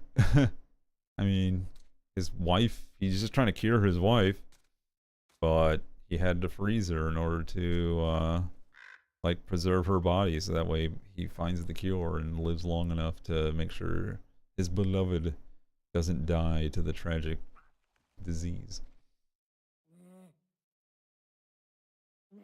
I've always loved Ivy. Ivy! She's just tired of humanity's shit. And honestly, because she's like an eco-terrorist, right? I'm not saying, I guess I kind of am, that you can't start off a statement by going, I'm not this, but let's just be real. There's a lot of bullshit from corporate, a lot of corporations, a lot of capitalistic tendencies, bottom line, growth at any cost, untenable bullshit. The means through which she goes about it, it sucks because a lot of people are collateral damage and a lot of shareholder boardroom meeting, rich mo top 1% bullshit. But it's like, how else do you get them to like change their ways? How do you get, you know, do you wait decades for policy changes and everyone to kind of like shift the focus from like, oh yeah, I guess we kind of have to stop doing this because we're killing the fucking planet? And she's just like, bitch, I ain't got time to mince words. Die. Poison. I felt that way with Killmonger and Black Panther. Yeah, he's just like, y'all see the hypocrisy and the bullshit, right? And y'all do this in the name of like freedom and like one-upping for your people, but here, you know, black people across the world are dying and being killed and trafficked and enslaved and beaten down and treated as second-class citizens. I'm gonna take action because y'all won't. And he kind of had to open the eyes to them in front of the world stage. So yeah, it's kind of like, well, shit, you know? Lady Lark, hello. I know it's like, I understand what you mean, but the way you go about it isn't good. Yeah, no, I'll agree. It's not good. That's why I was saying it's like collateral damage. People who are just like trying to earn a living, get a paycheck, feed their family, and you know, the policies in place for unsustainability, because like I said, it's all about the bottom line. Marshall Jackson, resubbing for 25 months. Welcome back, Beans. 25 months. Wahoo! Love making memories with Yal and excited to keep doing so. Thank you so much. I love that, Yahoo. You see, if you want the bot to exclaim, you have to use exclamation marks and not put it in caps. Otherwise, you won't get the thing. Hey! Glitter baby kitty! Unless it's part of the meme to make the bot spell out your words. Thank you so much for the 64 months with Twitch Prime. I appreciate you. I know. Stop. Short words somehow make the way through. All the Batman villains except for the Joker are sad characters. Yeah, Joker is just like, I'm just gonna do it and see what happens, because, you know, everyone's telling me I can't, but like, I'm gonna see if I can. I know what's going on right now, but the justification for some things just ain't right. Yeah. Like, the ends justify the means no matter what it takes to get to that result. We're talking about Batman villains. Oh my beans, it's Gilded Guy. We're talking about Batman, the animated series, and Batman Beyond and such. So, if you have a favorite Batman villain character episode. The hype train is going strong at level 1. Holy crap, and we have a hype train. Hype train has entered the station and is at level 1. Oh nice, Batman is Thank awesome. Yeah, it is. How you doing, Gilded? Welcome, Gilded Gang. Good to have y'all here. How was your stream? What is up? For those of you who don't know who I am, I'm Cerulikat, artist, animator, variety gamer, voice actor, overall still a human being with a very sassy, supportive, and sweet community. With a little sprinkle of lube to keep things spicy. Bongo, ceruli, bongo, ceruli, bongo, ceruli, bongo, ceruli, bongo, ceruli, bongo. Thank you for the bongos. And if that sounds like something you'd like to be a part of, be sure to hit the follow button and help us grow little by little. You just played through the entire Arkham game series recently. Hell yeah, dude. I've been wanting to play those games because, like, I just like the vibe of, like, detective plus GTA kind of factor and doing missions across the city and kind of beating the shit out of shadowy lowlifes in the back alleys. Gold Raid, what's going on? Rebroy Dude and Renato Cappuccino, hello. And Oriana on the YouTube side, how are you doing today? Welcome to the stream. Plus Kevin Conroy and Mark Hamill. Oh, they actually voiced the characters in those games. I think I knew that Mark Hamill did the Joker in that game. I just didn't know Kevin Conroy also voiced the Batman in it. Dude, that makes it even more of a win. Didn't they have a sale, or are they giving it away at some point? I don't know. I have to check to see where it's available, but it might be like easy to acquire nowadays because those games have been out for a while now. Now you got me looking it up. It's pretty faithful to the animated series. Let's go. Isn't there 3 of them? Ceruli beans. All the beans. Thank you so much for the 100 bits. And thank you for getting us to 80% of the level 1 hype train. I appreciate you guys. And Remy Lane, oh my gosh, you got buried. Remy Lane with the 78 months. Holy beans. That's a lot of months. That is 6 years plus 6 months. You're halfway to 7. Holy crap. Rocksteady and then more by Montreal. Damn. Yeah. Oh, okay. Never mind. They're all $20 each. But they have Game of the Year editions. Oh, they have the collection for 60 bones. Boop. That's a lot. That'd keep me busy for a while. Just focus on the Rocksteady 3, Arkham, Asylum, City, and Night. Alright, let me see what is in this. We got Night, City, and Asylum. Plus a season pass. I don't need the season pass. Unless it gives me cool fun stuff. Anyway, they're often all sale pretty cheap. I'll wait until there's a sale, I guess. Is Copperhead a Arkham game character, or is she his comics? Copperhead. I don't know. Let me see. Seems to be a Batman character of some report. Is the name of several supervillains appearing in the comic books published by DC Comics. Most animated superhero Batman. Female variations appeared in Batman Arkham Origins and live action or on first season of Gotham, portrayed by Leslie Ann Brandt. Sure. I don't think she was in the animated series though, but she was in Arkham Origins. Hello. Batman Beyond had their own iteration. That makes sense.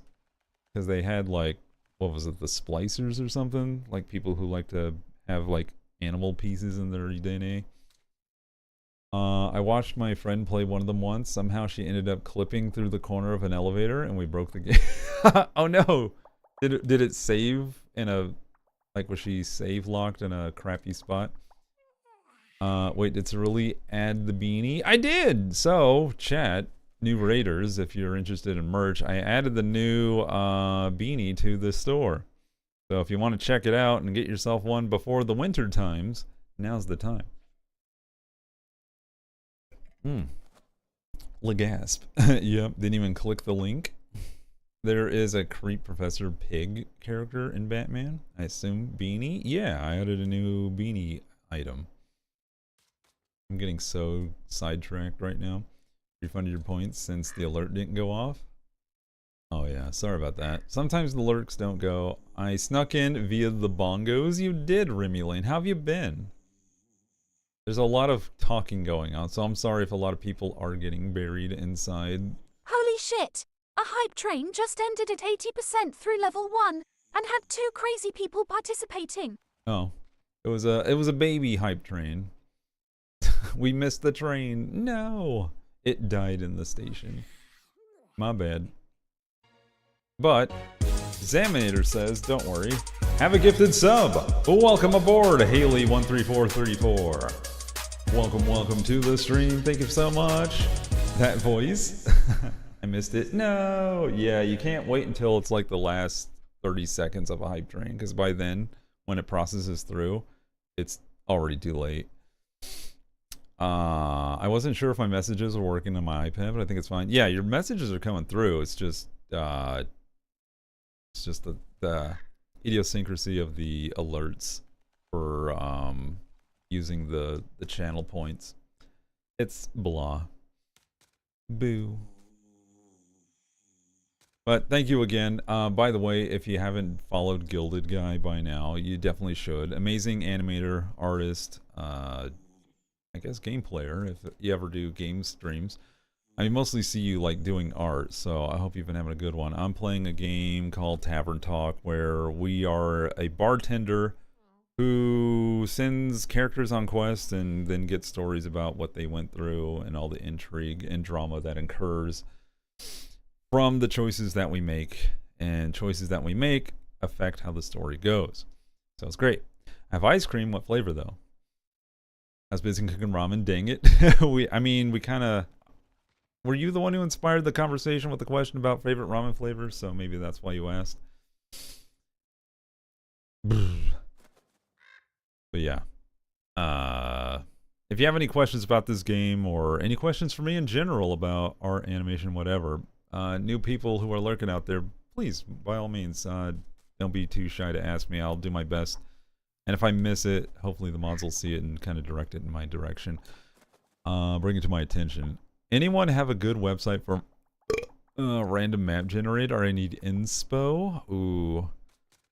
I feel like if you had asked me that about 7 years ago, I would have given you something, but that was back in the day. I feel like there should be tons now, because for one, now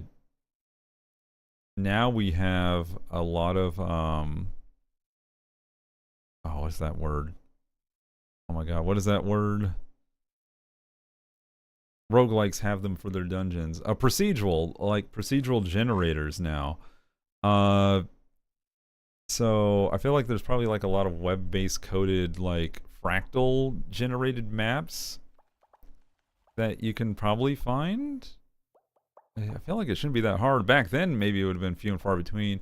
Also back then, there was a really sophisticated like map-making dungeon software for worlds. And it was wild, like how in depth it went. But I feel like nowadays, since being a D&D player and a world building, and everyone's got their own homebrew and their OCs, and like I feel like that's had to have exploded in the world of like map making fun times, with varying degrees of sophistication and paywalls. Ben and Jerry's peanut butter half-baked, chocolate and peanut butter ice cream mixed with peanut butter cookie dough and fudge brownies. Holy shit.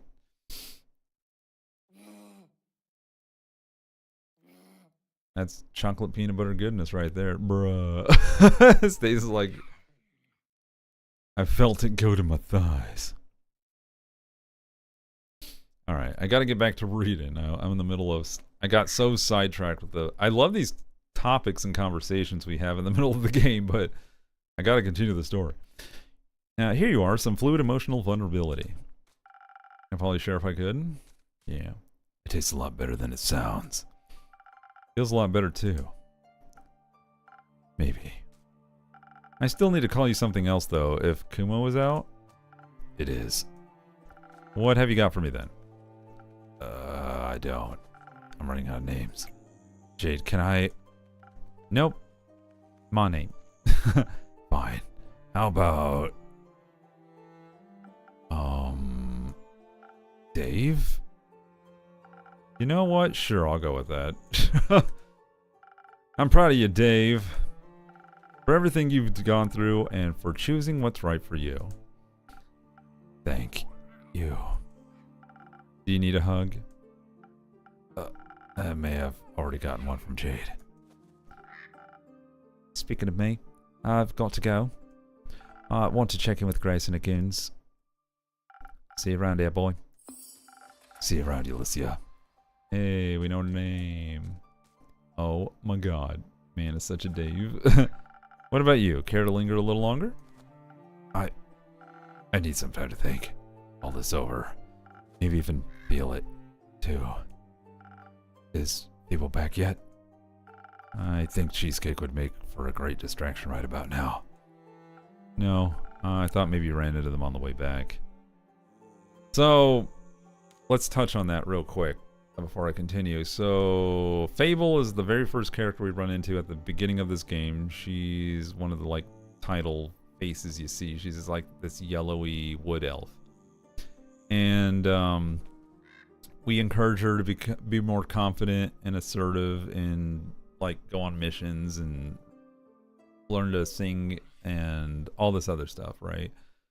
And so she does that, and she gets better, and she feels good about adventuring. And then we later meet a little cat person, a Vukakin, as they're called in this game.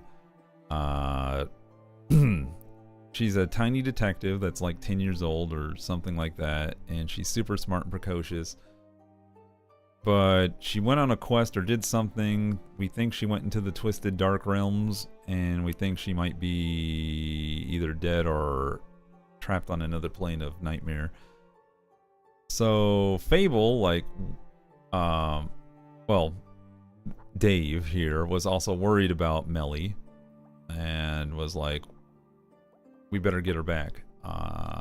And they also became like a duo. She was like, Melly would call Dave, aka Malachite here, her partner, and because she was learning how to like sneak and learn things, and she was learning how to fight from the big wolf lady. What was her name? Carolyn. And but yeah, and so they got close. This whole group of people became friends. So she went missing. Fable's like, well, I'm gonna go do something, make a quest, do it. And we're like, no, it's dangerous. And like, so you're not gonna make a quest, and you're not gonna make a drink for me? And I was like, nope, sorry, I don't support this line of action. It's too rash. You're gonna get hurt. You're gonna get killed. I don't think you're ready. And she's like, well, fine. You don't believe in me. I'm gonna do it without your help. And so off she went. Melly's missing. Fable's gone. They haven't returned. It's been a few days, and it's become kind of worrisome. So here we are. No word as to what has occurred with this quest line or storyline. The argument over the quest with Fable. I did it.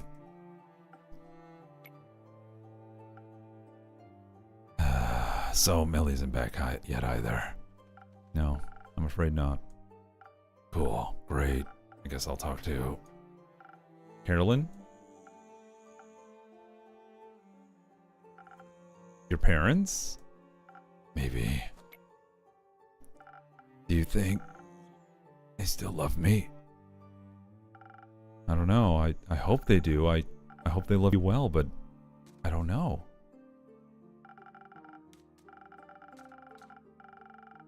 I do know that other people love you, and that if your parents fail to live up to what you deserve, you won't be loved by any less.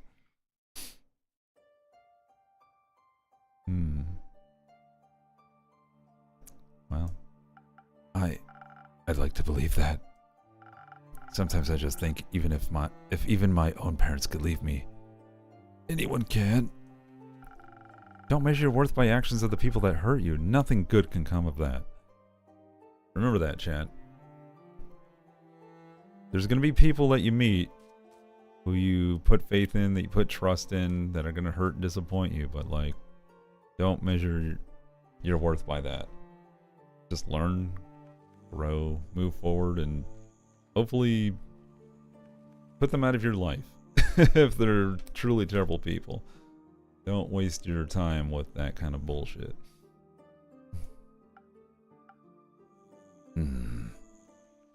Usually just protecting their own insecurities. Yee. I'm very thankful to have met you. Anyway, I'm also part of the night, or whatever, so I must go. Farewell. See you soon. Batman out.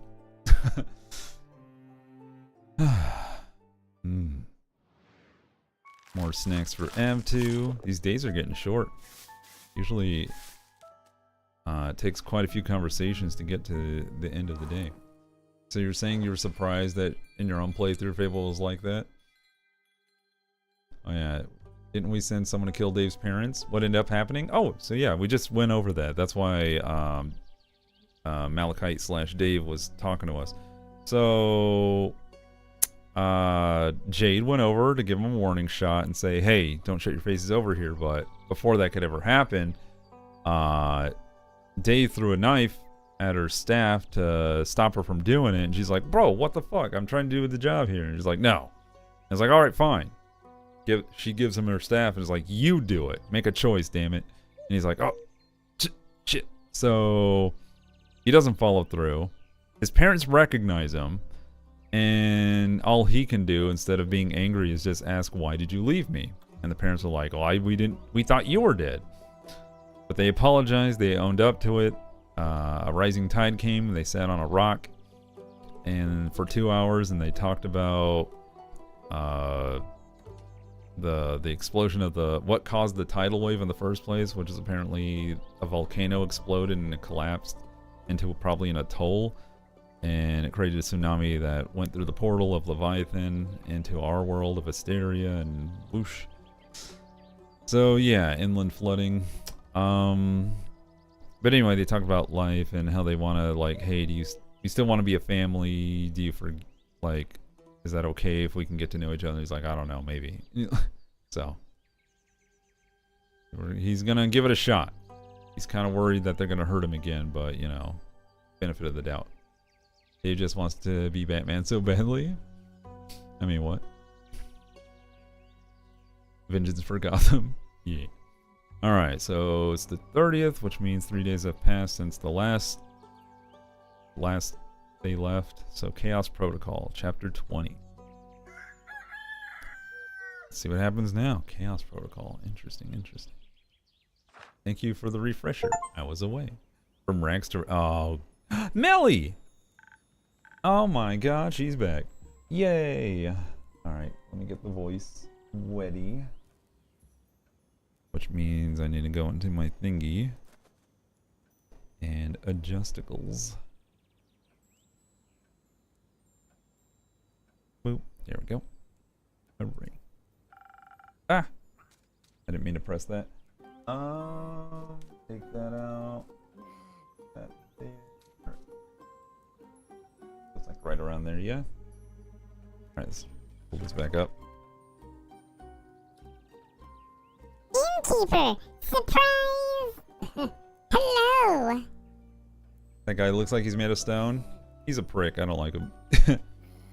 Also, I think I kind of gave him a different voice too, which I can't remember how I modulated it. I think I kind of... Anyway, this is gonna suck because now I have to, like... I think I had to twist it because it was sounding too much like the other one, but I think since he's not here, it won't be such a big deal. Anyway, that's my problem, not yours. Nice to see that you're back. Is Fable with you? No? Should they be? Oh, dear God. Now we lost Fable. They were looking for you. You aren't a very good detective then. I'm happy to see you're well, Melly. Everyone was worried about you. Why? I'm great at taking care of myself. You are, but where have you been all this time? Investigating things, obviously. Like the flood. My investigation led me to Morlia. Or more like, they did. Nico, Void, and Hex, I followed them to Morlia. They were talking about mysteries and puzzles, and I'm trying to solve a mystery, so... I couldn't let the opportunity pass me by. You're lucky. People usually pay a lot of money to spend time with me. Oh, girls. Melly, I'm gonna throw you. Yeet. I show someone who was made jealous of Bruce because his parents didn't die, and later jealous of Batman. Oh, interesting. Jason Todd was such a jerk. Yes. Bad boy, bad. Why? But, because I'm, like, famous? But I didn't go there because of you. I was following clues. Okay. Keep it together, boy. I stayed outside. My case isn't about a wizard. Not this time. Where's Hex anyway? I wonder if I can give him like a Daffy Duck kind of a voice. You know, doing wizarding things. Like studying? Arson? I'm gonna go with arson. That would have been fun, but instead he chose to study. He immediately wanted to check out the spells we found. Arson, yes. Hold on, let me put a note by Nico's character so that way.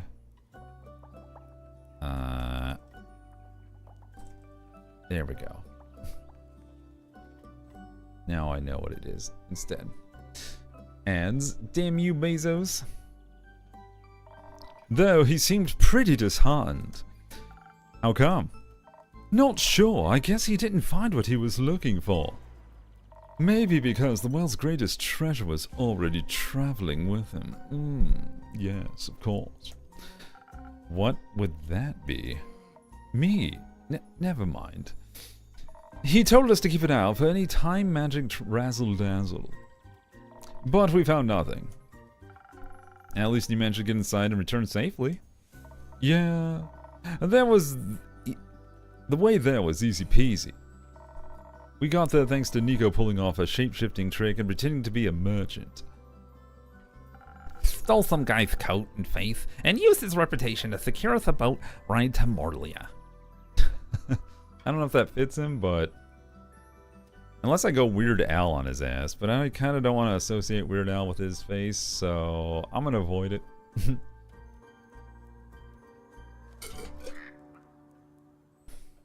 I might eat Voy. Indeed. I'm just waiting for Bezos now. We wait for the ads. Weird Al? I mean, I'm trying to think, because he's like chaos and to be crazy, but maybe I'm just trying to find like a voice that kind of fits this character, and like the only thing that comes to mind is like a giant Dennis the Menace. So either I can give him like a Baby Huey kind of voice or something like that. I would eat Voy. Yeah, he's very flirty. Let me see. Let me try something like.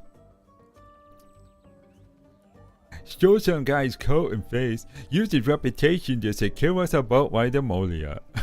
Nah. And stole some guy's coat and face. Used his reputation to secure us a boat by Morlia. Nah.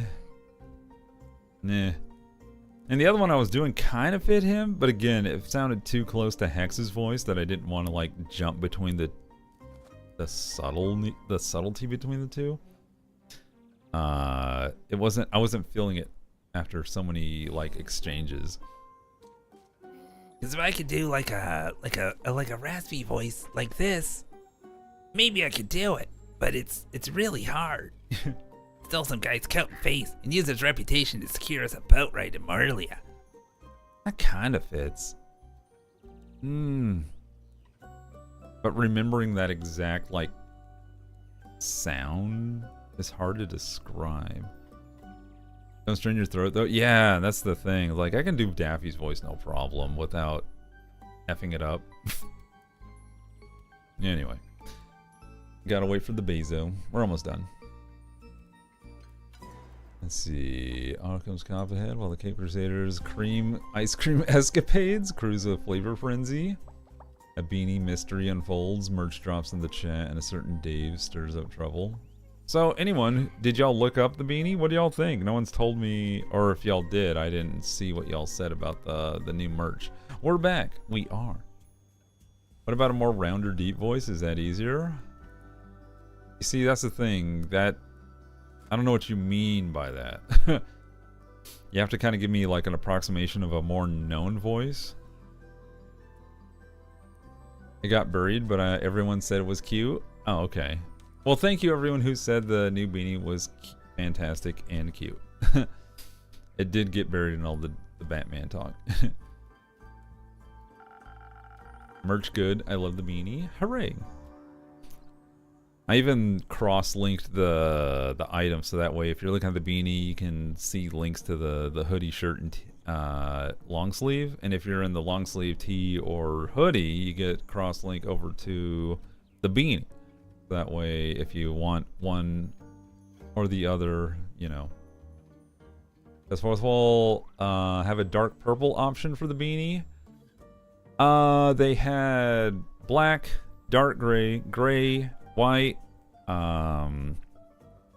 navy, brown, a dark brown, like dark brown was the brown, gold, red, and dark green. That's it. So no purple, sadly.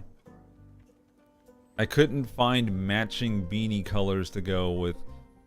Though, that's only because the limitation of that particular type of beanie. I can look at the other ones and see if the other manufactured types have different colored choices. And if they do, I can put it on that one instead. But yeah. That's why I gave y'all more, like, a different array of neutral tones. So that way if y'all pick, like, the pink shirt or the purple shirt, you can, you know, somehow mix match or whatever. Do any of the characters have the Jeffrey voice? What's the Jeffrey voice? I forgot what the Jeffrey voice sounds like. Hello, everyone. Oh, this voice? Was this the voice that I was using for Jeffrey? I think this was the voice. I can't remember. I was thinking kind of like dumb, slow guy voice. Oh. I tried it here. Said I wanted to meet with a real estate agent from the Megocracy, but to buy the island. Kinda? It's like low on the raspy, kinda just sport jock. I've already done the Chad voice for a wolf man, so I can't go back. I can't use that one for him too. It was a mix of Carrie Ells and Matt Berry. Well, we have a clip of it, so I can look it up. I don't remember it.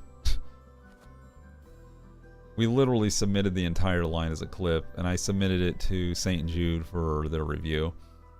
Have we used Johnny Bravo? I don't know if I can pull off a good Johnny Bravo, and I definitely don't want Inako to be Johnny Bravo's voice. Huh. Actually, that's probably one of the better Johnny Bravos I've ever done in a while. Oh, mama. Do it for the ladies. Also, it's kind of hard to get back into Johnny Bravo if I've forgotten. All right, let me try big, dumb, slightly raspy.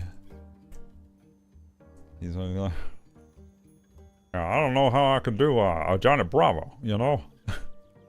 Maybe if I do a Johnny, it's kind of like Foghorn Leghorn gets mixed up with Obama, and then you get Johnny Bravo. I love the Game Grumps. Watch them all the time. Hello, baby. Danny Arnold. Great people. Oh, Jesus Christ. How you doing, Sassafras? He gives off kid kind of squeaky, loves candy. Yeah, I know. I see it too. It's because the bowl cut and shit. The big eyes.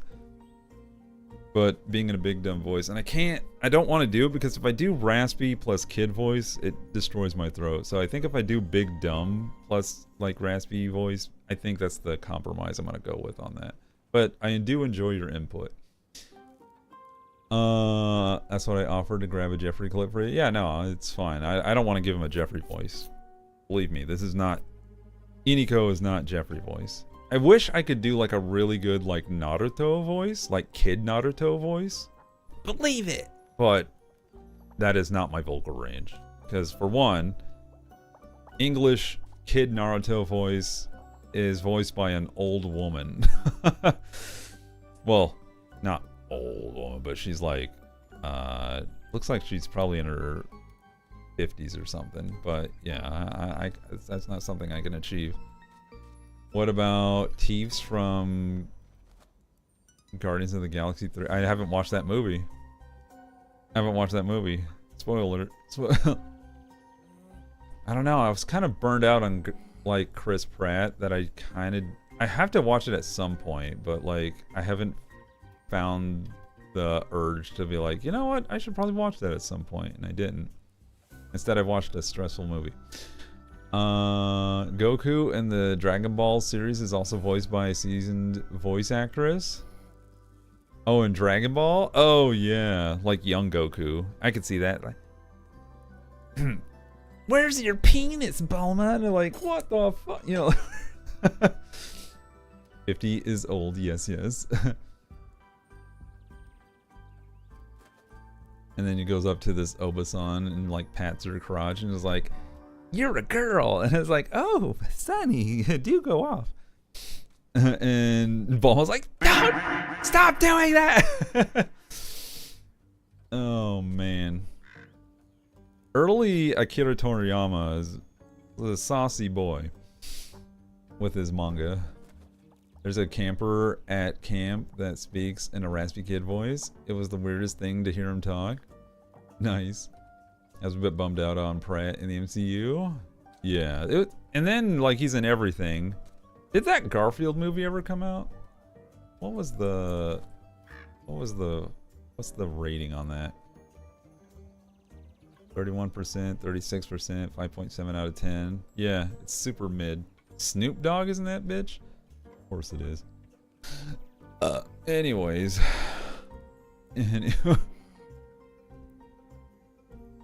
Sad, mine didn't work. What do you mean yours didn't work? Oh, the wheeze. I'm sorry, your wheeze didn't work. That's true. A lot of US cartoons back in the 1990s as well. A lot of anime guys' voices are voiced by women, like Ash Ketchum. Yeah. Well, a lot of kids who are males are voiced by women because they can make their voice like deep, like a boy's voice, when they're older, you know, because they can't like go, hello, my name is, you know, super deep voice or whatever. Gotta run to Dairy Queen, be back soon. Okay. I was told he didn't sound at all like people expecting Garfield. He sounded like Mike from Accounting. Who the fuck is Mike from Accounting? It's the same as how I feel about it voicing Mario. Yeah, anyway. Yeah, Bart Simpson, Timmy Turner. Oh, Nancy Cartwright?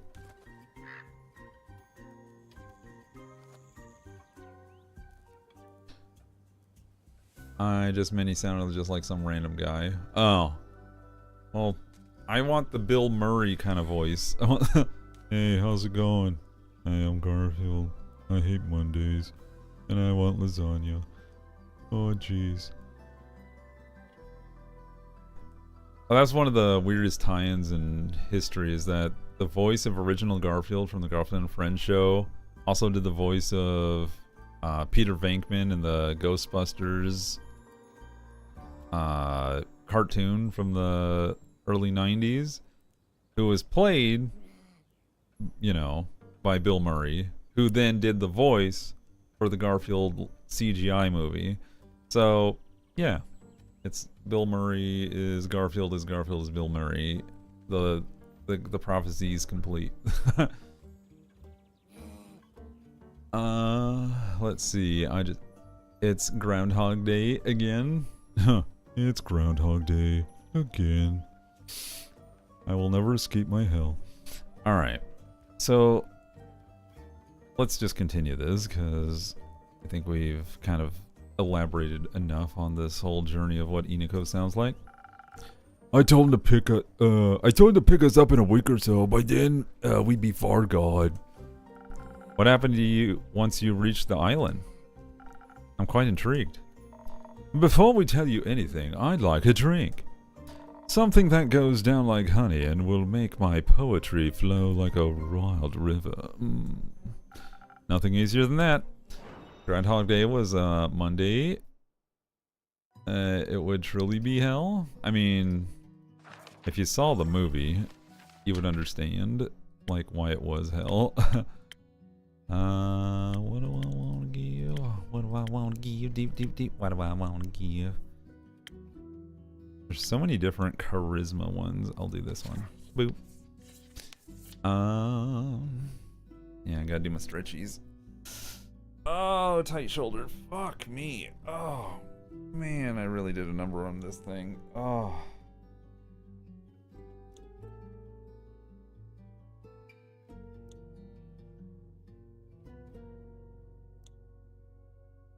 Not today, it's just, Theragun? Yeah, I've been using it. It's really ouched. I've been trying to limit my PC usage.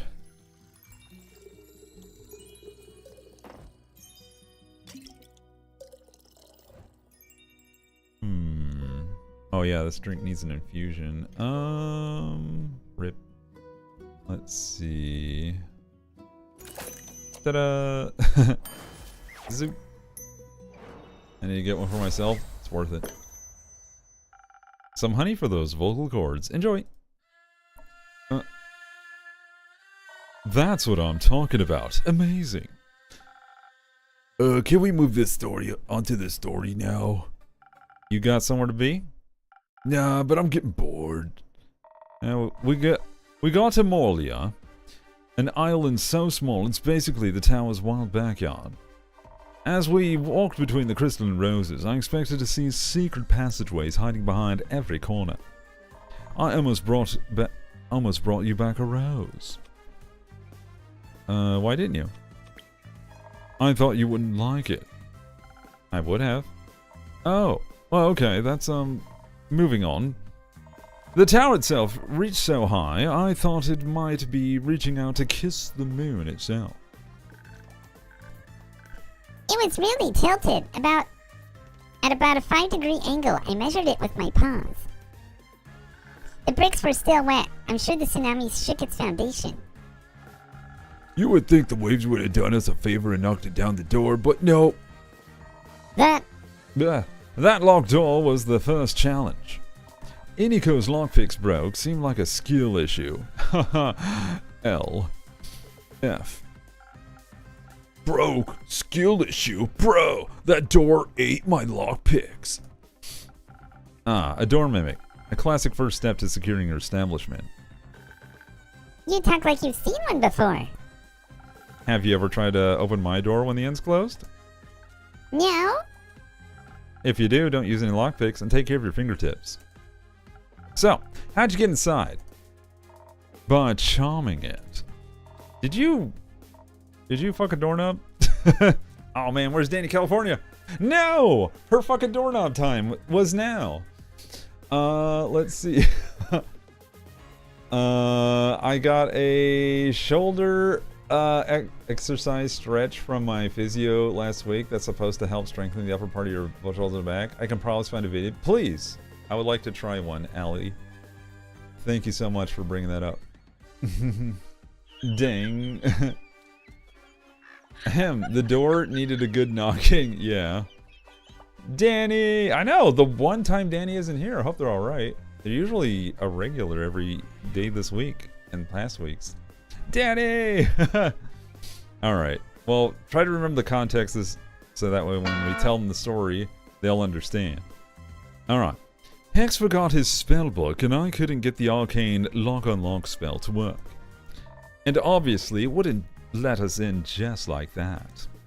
So I decided to play the Mimic a tune. Something from the Red Hot Chili Peppers. Yeah, that was amazing, bro. Your fancy tunes are the GOAT. I was nervous. I'd never played in front of a mimic before, so I wasn't sure what their taste in music was. I decided to play something emotional, something that would melt its metaphorical heart. A song of woe. Who would have thought it would literally melt? Yeah. I began playing the first tune and the lock started weeping before I reached the chorus. Tears were streaming down its face. And as if they were very hot or made of acid, the door melted away. Afterwards, the lock lay in a puddle of wood, sobbing and thanking me for my performance. Wow, he fucked that doorknob hard. That's not a very sturdy lock. Look away, children. It just sounds very in touch with its emotions. We stepped over the door's remains and into the tower. It was so much taller and bigger on the inside. Oh, Oh, sorry, wrong one. Oh, yeah. Like a pocket dimension. So freaking cool. Except a tower can't really fit in your pocket. Clearly. Bet. Yeah, Hex walked ahead. Guy was really distracted. He didn't even listen to my poem about the symbiotic relationship between axe and door. For a long time, we didn't encounter anything, just a long hallway. No doors, only a bunch of strange paintings. Of course, most always can't go on forever, so eventually we reached a staircase. Danny and doorknobs. Perfect. Flipped it. That'll be fun for her. After what felt like 5.5 minutes. Eternity. meanwhile, I was outside investigating the flora and the fauna. Everything was very peculiar, like it was all from another world. The colors were different, very blue and almost spectral. And there was lots of spiderwebs, or yarn, not sure which. Suddenly, the ground shook and almost knocked me off my feet. Who could have guessed there were pressure plates on those stairs? I wasn't paying attention and was too careless.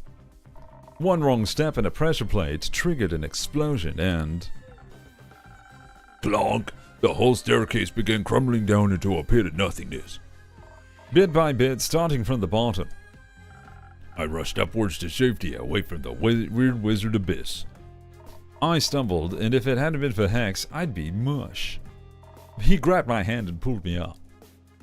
But he isn't really the strongest, so we almost tumbled down together instead. I figured I couldn't just leave them to fall into their pathetic destiny. We had a siege about a subby wubby. Whoa, it's Jay Burry! Foxtrot UWU.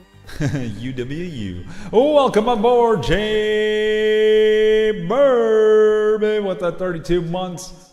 I believe that is 4 months away from 3 whole ass years. How have you been, Burbs? Welcome, welcome. Beans for you. And some emotes to celebrate the moment. Also, my sus. Boop. Not yet. Alright, back to it. So I zoomed down to grab Hex by his collar and pulled him and Boy back up. Thank you for saving us, Nico. No problem, Boy. Don't get used to it. Didn't you expect a trap like that? After all, a great wizard would want to protect their treasure. I guess we were a little distracted by all the gold hanging from the walls. The staircase ended in a wondrous library that spiraled endlessly higher around the tower's inside walls. We lost Hex at the bottom in the first row of books. A lot of them were drenched. It didn't seem like the tower was waterproof. There was still primordial water dripping from somewhere above. We couldn't make out the ceiling. Tried to reach it though. The second story of Spiral Staircase Library had 3 paths leading away. Each path ended in a door, and all 3 doors were closed and marked with runes or paintings or rusty old logs. I got sucked into looking at the library's beautiful murals. Each of them depicted a different story. One of them was a mosaic of mirrors. That one was my favorite. Watching Hex look at books was like reading a thriller.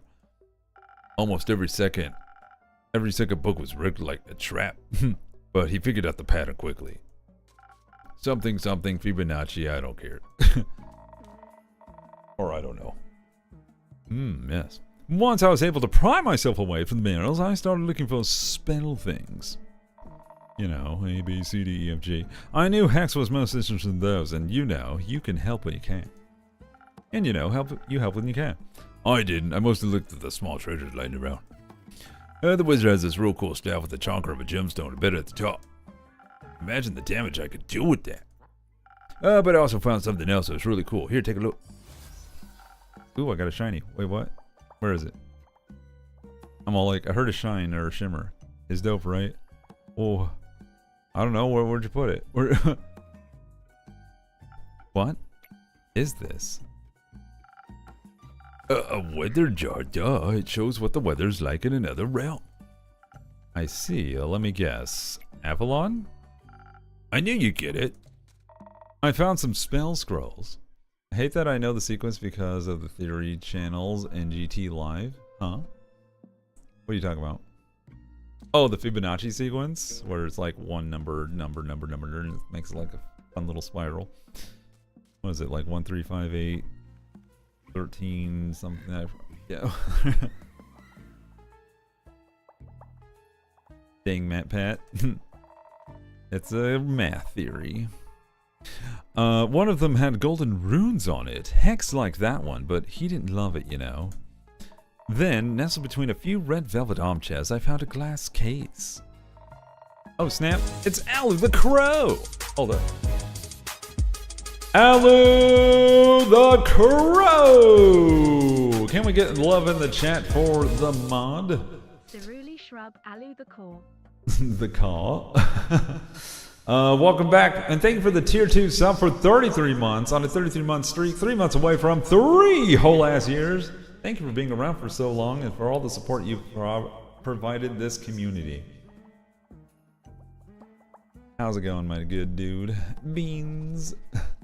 Hope your day's been treating you well.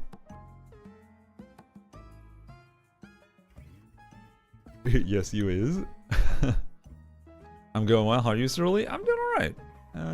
Kind of just going with the flow right now. We've been having a lot of fun conversations about this, that, and the other thing, so I've been enjoying those.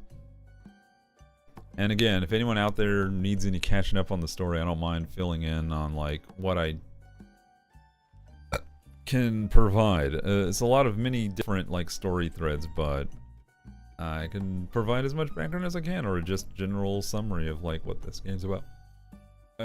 Posted shoulder exercises in the educational. Okay.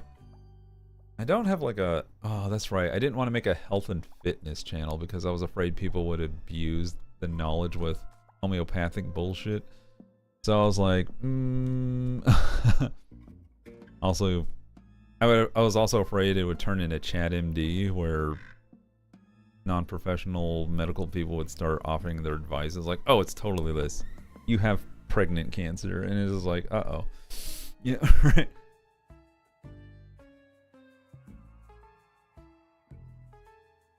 Let's see. Yeah, you know it'd go there. Pregnant cancer. Yeah. Push-ups? No. No. My arm hurts. And my ankle hurts. What can I do? Tell you what, I'll do curls with my arms. I'll do.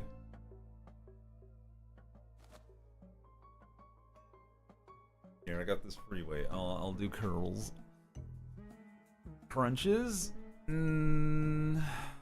Well, I could try to do that core exercise I told you all about. I'll borrow my brother's kettlebell. Let me try that.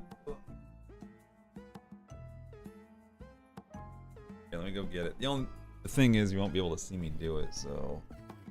because I have to kneel down on the ground.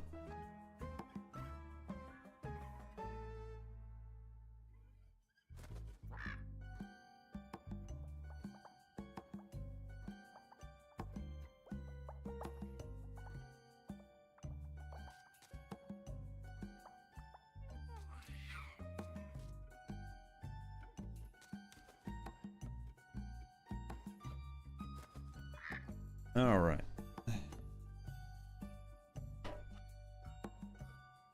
Not the pregnant cancer. I tuned out for a minute. Gym talk. Gym talk could work because I feel like it should be like at the top of that. It'd be a thing that would have like a caveat or a disclaimer saying like do these within like talk to your physician before taking on any sort of activity. Avoid, or like, we waive any personal injury of any attempt of any of these exercises, sort of a thing. Like, I guess he kind of can see me. Alright, let's pass these around. 1, 2, 3, 4, 5, 6, 7, 8, 9, 10, 11, 12, 13, 14, 15, 16, 17, 18, 19, 20. Alright, now for the other way. 1, 2, 3, 4, 5, 6, 7, 8, 9, 10, 11, 12, 13, 14, 15, 16, 17, 18, 19, 20. Ugh.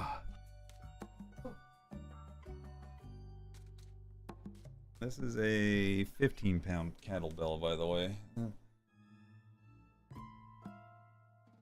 I think I could feel it on my core. I could definitely feel it in my uppers. Like, in the... up here. Like, 'cause, like, holding it up. Sorry, might be feeling a bit sassy tonight. Sassy.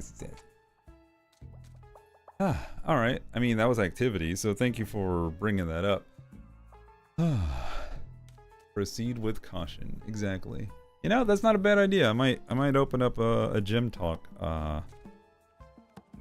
It can provide physical activities and like Tai Chi and breathing exercises and like general practice activity stuff, right? Ryu is extra spicy. That wasn't a bad exercise. I might do more of those. I like that. Alright, anyway. Let's see. It had a golden frame and a scroll placed inside of it, neatly in the middle. The scroll was floating and all that. Hold on, I need context. What the hell happened up to this point? I forgot. I found some spell scrolls. One of them had golden runes on it. Hex like I didn't love it, you know. The nestled between a few red velvet armchairs, I found a glass case. It had a golden frame and a scroll placed inside it, neatly in the middle. The scroll was floating and all that. Okay, so in a glass case, there's this weird frame thing going on. Also, let's look at the map. So, and we have ads. God damn it. Perfect time. Y'all can get an idea of what this world looks like. I haven't been clicking like heavily on any of these areas that we've gone to. Because I feel like if you play the game, if you want to like learn more about the world, you can do that. I just didn't want to like go reading into every little aspect of this game. Which position did legendary Jim Brown dominate during his illustrious NFL career? Quarterback? Forward tackle? Lineback? Running back? I'm back. How you doing, Zaminator? Good timing.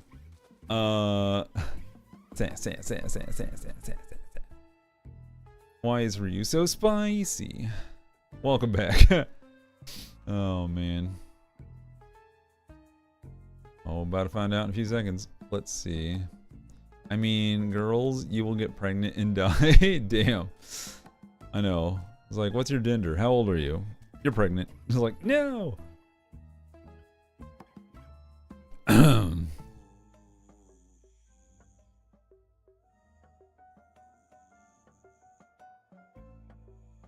Let's see. Just in a better mood, I guess. Well, that's good. What happened while I was gone? I did exercises. When did you leave? What's the last thing you remember? Because I don't know how to fill you in. I was a fullback. Well, we almost there. Known for his powerful running style and unmatched athleticism on the football field. Nice. All right, good job. Boop. I can't remember. Perfect. I don't know. That's the answer. All I can tell you is that Melly returned. We talked about doing voices. What else, chat? What else did we talk about? Looks like the last match was about 20 minutes ago. I think you covered most of it. We had a few resubs. We talked about Fibonacci numbers. We fucked a doorknob. And I don't know. Oh, we also brought up Bill Murray and Garfield and Chris Pratt. Susie, what'd you say about doorknob? Don't worry about it. All right. We were talking about what the guy's voice was. Yeah, and that's pretty much what we did. Speaking of spicy, I bought a hot sauce today. It's not one of the super spicy ones though, so I don't think I'll die. Not from the hot sauce. But yes, I don't think you'll die from that. Doorknob needed a good twisting. There you go. Alright. I knew Hex was looking for more spells, so I called for him. As soon as I mentioned an oddly floating scroll, he came sprinting upwards, staring at the glass case. He already had another scroll tucked into his coat. Honestly, I was expecting him to be carrying half the library at that point. But I guess that would have been too heavy for him. Of course, the stupid glass case was also a puzzle. Had no lock, no lid, no nothing, just glass and a gold frame. The scroll itself was glowing a promising blue. I suggested breaking the glass. Hex gave me his finest death glare. So, he investigated the puzzle himself. While they were doing boring side quests, I made sure to stuff my pockets. Found a jeweled silver paperweight shaped like a bird that'll make for a great blunt weapon. Hex was too scared we'd destroy the scroll by triggering another contraption, so he suggested we look around in the adjacent rooms. The riddles doors. Hex only had to look at them for a mere second before figuring them out. Apparently all those murals and runes were referencing a story hidden somewhere in the library. So he made a search for it. It was tricky. We didn't want to trigger the book traps after all. It was like the library knew that what would tempt us the most. I kept seeing books about forgotten songs, rare instruments, and romantic poetry. And I saw books about burglary and fraud. Even had to tackle you to the ground one time so you wouldn't blow us all up. Who can resist a good scheme? It was kind of exciting seeing Hex pop up and down the stairs looking for the right books. First password was password. The second password was passwords past the password. And the third one was passwords past the password's password. Ugh. You wish, but no. What was the question? It was 1, 2, 3, 4. A pickle mystery box today. I showed it to my mom and I was like, look, perfect Cerulikat. She started laughing. Yeah. It'd be like, oh, it's a shame that something's locked inside the pickle box. Oh, we'll never know. Ha ha ha. Yeet. I just need a report. I saw that a popular shaved ice place is serving a limited time pickle flavor. Nope. Is he playing with the world's smallest violin? He is! On his little fingies. His hands. He's a shapeshifter, so he can like do weird shit with his body.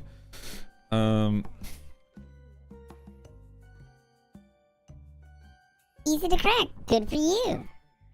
The first room was an alchemy lab full of apparatuses that I've never seen before. Most of the liquids had gone dry, but Hex insisted on taking whatever was left along with us anyways. Wouldn't let me taste any though. The nervous Martian said the study hidden behind the second door. He was really determined to crack all of that old wizard's mysteries. We helped where we could, but listen, I only have like 3 brain cells. The soundscape of the town was kind of depressing. Silence broken only by the dripping of water and the creaking of old wood. So I sweetened it with a song. It was very easy getting to the flow with that bomb music voyo. With that bomb music voyo. Thank you. Hex didn't find a key to the glass case, but at least he found a blueprint showing how it was built. Maybe he can find out how to open it using that. That'd be nice. He was pretty beaten up about everything, though. Yeah, couldn't find what he's looking for. Not even in the third room? No. That one was a gem. Didn't know wizards worked out. Maybe it was just a distraction from the hidden vault. Too bad he can't shapeshift into more brain cells. Shit. Oh, damn. Get fucked. Oops. Forgot I was still on Melly's voice. Hidden vault? Anything good in there? Oh yeah, more than arms could carry. A bunch of artifacts, most of them probably cursed. Which makes them even cooler. But Innkeep, you don't even know the funniest part yet. Enlighten me. The whole time the wizard had a spare key to the tower under the doormat. The oldest habit of all time, and we didn't even think about checking it. I did, but I wanted them to find it for themselves. You know, no backseat gaming. When they left the tower, I was at the beach with Jade. She had arrived a while ago to pick us up, and I was teaching Onyx new tricks. Aw, little turtle. She helped us heave all the loot under a boat. We couldn't take everything with us, so we decided to head back there again another day.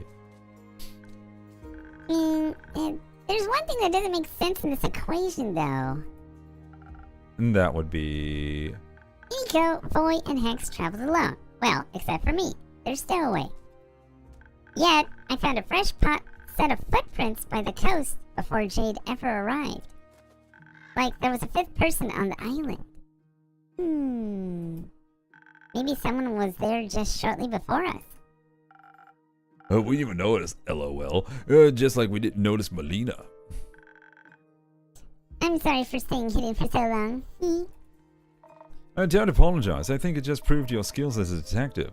We've got a lot to learn from you. Dun dun dun. What a story. I can't wait to share it with Archie. I'll be on my way now. Got to check up on Hex and make sure he didn't accidentally take a book mimic home. You coming with, Nico? Yeah, sure thing. So long, Innkeep. Goodbye, Innkeeper. Mwah. Don't miss me too much. Wink. I'll try not to. I won't. I know. Oh. Now it's just you and me, Innkeeper. Indeed. I'm glad you're back. You're making it sound like I was lost. Or kidnapped. I was just investigating. Without telling anyone? I don't need to tell anyone where I'm going. People care about you, Melly. They get worried if they don't know where you are. Oh. I'm not used to that. But I care about people too, like you. That's good to hear. Oh, Melly. Also, oh, there's the jar in the background. It was on the windowsill for a brief second. Melly. Hi, Yara. Hi, Dave. Oh, that name is so outdated. You're back. I am. Did you miss me? Did I? I was just very worried. What? You called me Melly. What about it? You've never done that before. I'm sure I have. You've even said you'd never call me Melly. Shit, is that on record? I'm just glad you're back. Welcome back to my tavern, Dave. That's a cute one. Yeah, I got it on my latest quest. Danny! There you are. You're late. Just kidding. How you doing? Beans. Oh my god, it's loose. Oh, Jesus. Alright. This has got to spur me into action to, like, remake my beans. My beans are self-destructing shit. I can't wave them like I used to. I can't wave them around like I just don't care. There's a cost in the beans. No, not the beans. Yep. My beans are reaching their end of their lifespan. Have to make some new ones soon.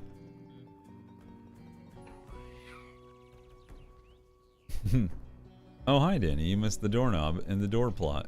Dave, you made a good choice. I also went on a quest. Well, at first I wanted to find the moon swamps. Hold on, what did I miss? Oh, Dave, you made a good choice. Got it. He was referring to his name. Let's see. You know, the mysterious magical swamp that's said to be magically hidden and only appears in the foggy but starry nights? Well, I heard that there's somewhere in the moon swamp near the portal to the Twilight Chasm. And did you find anything? No, I did find some weird way markers of bones that seemed to lead somewhere. They had "Do Not Touch" written on them, and the paint seemed fresh, so it looked like the perfect clue. But then, suddenly, there were just gallons of water everywhere. Luckily, I got away quick, and since I was already there, as Fasoa's best detective, it was my duty to discover the flood's origins.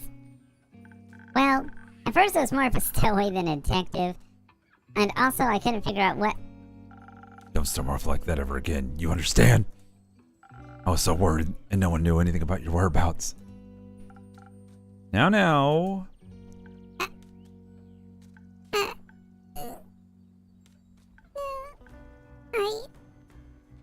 I'm sorry. No, I'm sorry. I shouldn't have yelled at you like that. It's just, I haven't cared about anyone in so long. And with you and Fable both suddenly gone, I didn't know what to do. I thought you didn't care. After you went away, though, I asked you to be more careful. I thought maybe you didn't want to be my trusty assistant after all. So, I went to go investigate alone. I'm sorry for leaving. It's alright. I'm used to people leaving and not coming back. I do care, Melly. I'm just kind of new to this whole honesty thing.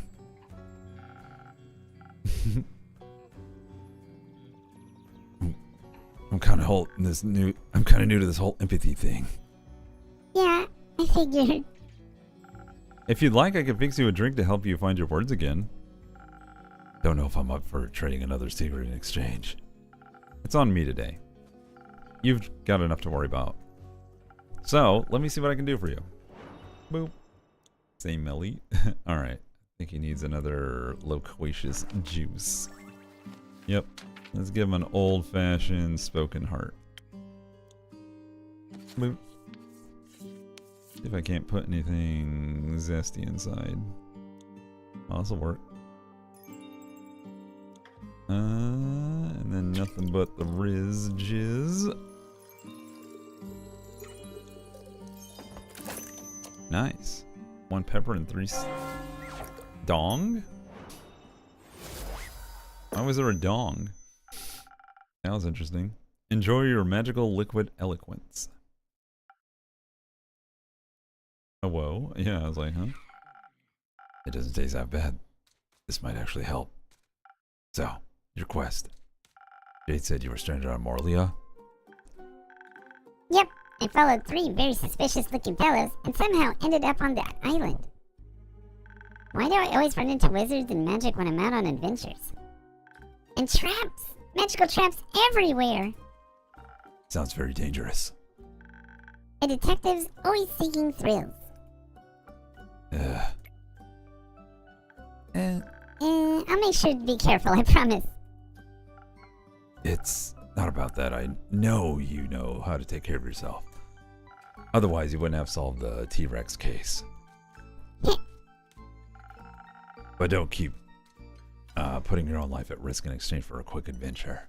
Ice cream sandwich. Yum. Klondike. Oh my god, those are so good. The crunchy choco shell with the crunchies. Oh, my favorite, dude. Oh, so good. Too much Olive Garden. Alpaca, hey, how you doing? Welcome. Oh, hold on. My beans are indisposed. Beans, welcome to the stream. Also, beans for Danny, in case I didn't give you beans. Those are so good. They're so good. And tasty. Alright. Nom nom nom nom. Yeah. This all could have ended very differently. I know. All I'm saying is, don't disappear again. Please. You're not alone anymore. You don't have to do everything by yourself. Like you're one to talk. I think you got a point, Melly. But that doesn't mean you shouldn't listen to him as well, Melly. You're both guilty. But you two have also made a lot of progress already. And I'm glad both of you made it back safely. Heard anything from Fable yet? No, not yet.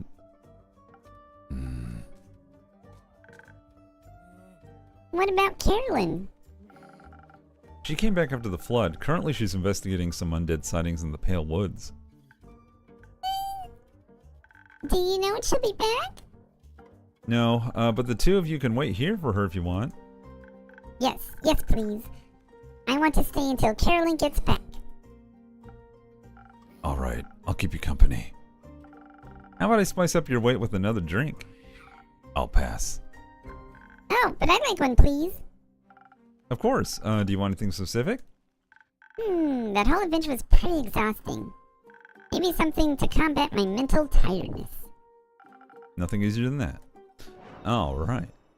I got some chocolate cake from Olive Garden I didn't finish. Did you get it to go? Choco cake. We need the brain juice. Let's see. What have I not made? No, I usually made that one last time. Could make a peak sunrise, sure. What gives me the brain juice?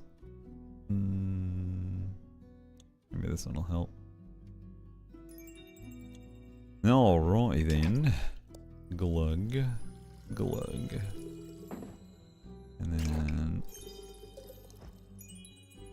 And then Riz.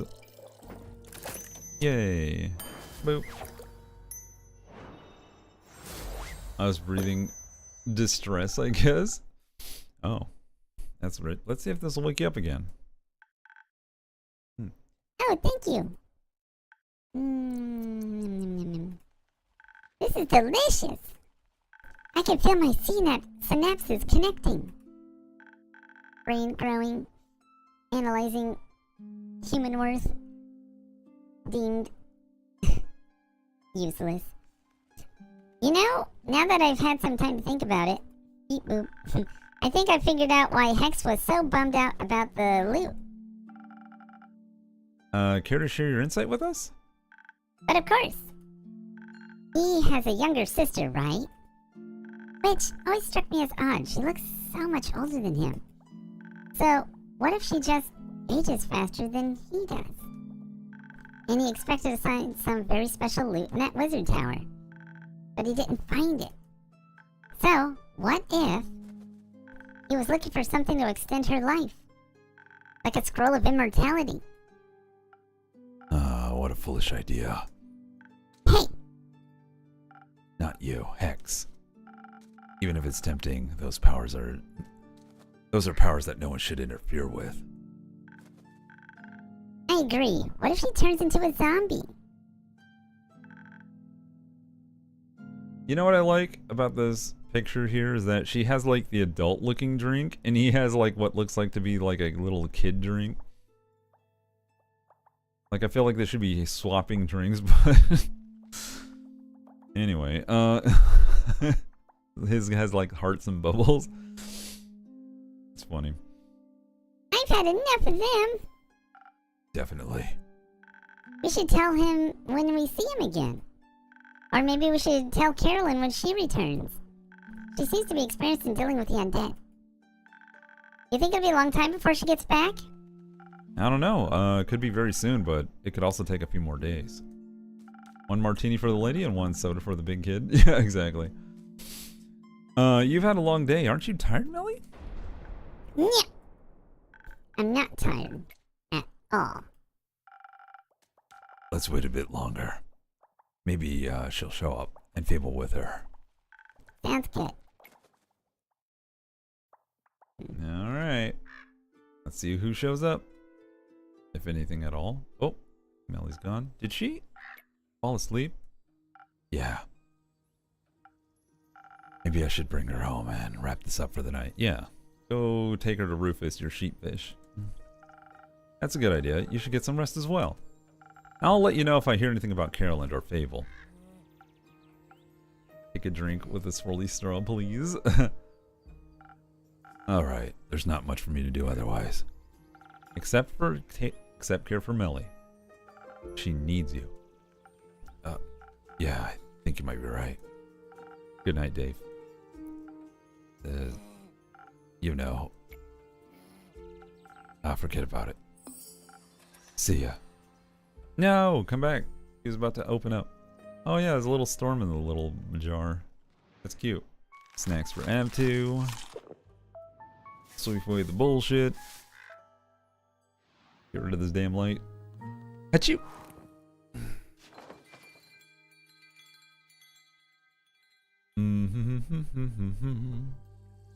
Alright.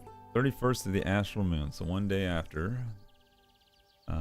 Chapter 21. Disaster and Tea Revelations. Oh boy. What's gonna happen? Still no Kyle. Yeah, still no Kyle. Oh, hey. Some of your favorite characters. Welcome back. It's good to see you both again. Hold your enthusiasm, innkeeper. We bring tales of disaster. I don't mind a little disaster in my tales. After all, you tell them so well. She really does. As do you, Clay. Oh, thank you. I hope my story's as good as your drinks. Yeah, they are to me. Speaking of which, can I offer you a drink in exchange for a little insight to your disasters? Oh, that'd be great. Something that feels strong and magic-y, right? You remembered, yes, that one, please. Coming right up. Alright, what does the lug want? The big guy. Oh, I can make this one now. Hell yeah. New drink, new drink. Can I put 2 fees in it? Yes. It will not interfere with my concoctions. 1, 2. Alright, that one's fine. I just need a little bit of the old brain juice to help them form syllables. Cursed coffee. Let's go. Boop.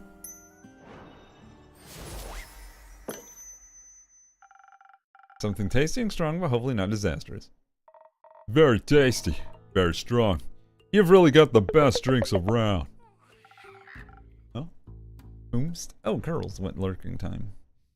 You're all good, Glitter? We love our lurkers here. Oh, yeah, absolutely.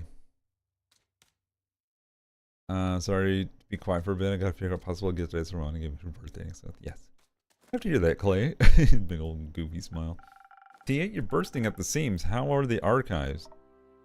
Fun! Were they? Mayhaps. The Bleak Stalkers were... Bleak? Cute. Cute? Very. Jay, tell us where to find the entrance to the archives. Hold on. Need a beep, beep, beep, beep, beep. There we go. But then when we got there, we found it surrounded by Blake stalkers. They were quite numerous. And so, shaped. I decided to ask him if they could let us through. And I thought he might need some help with that. So I called on your honey flowers and extended my divine light to him. It made him glow softly, and they all flocked to him like moths to a gentle flame. Did you know they have velvet wings they can fold into their bodies? I didn't. That's fascinating. They were so cuddly and showed off their crawling skills in exchange for carrots. I asked them if they'd like to be our guides, and they were so excited. Oh, that's right. This guy can talk to beasts and creatures, so that's why he's able to talk to the Bleak Stalkers. I think he was conversing with a whale last time.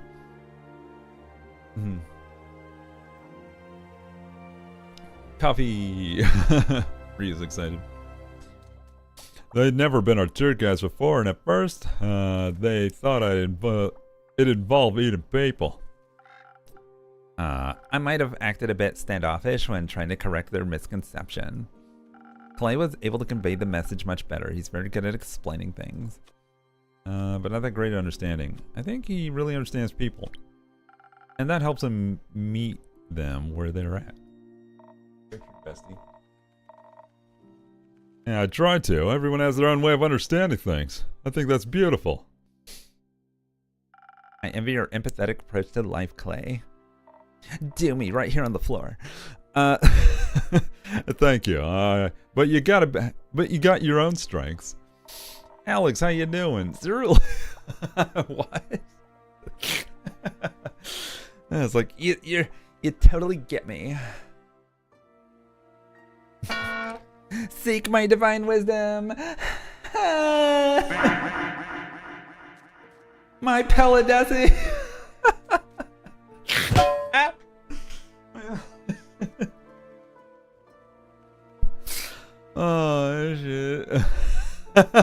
No.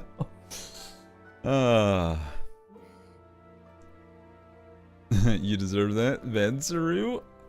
I don't know. Felt like good Saru. Anyway. No Ussy. So you just got a hooked on it, don't you? Anyway, like you're Master of Strategy, or how you're so good at making people feel safe. I'm cough laughing, fag. I will bonk you again, blurg.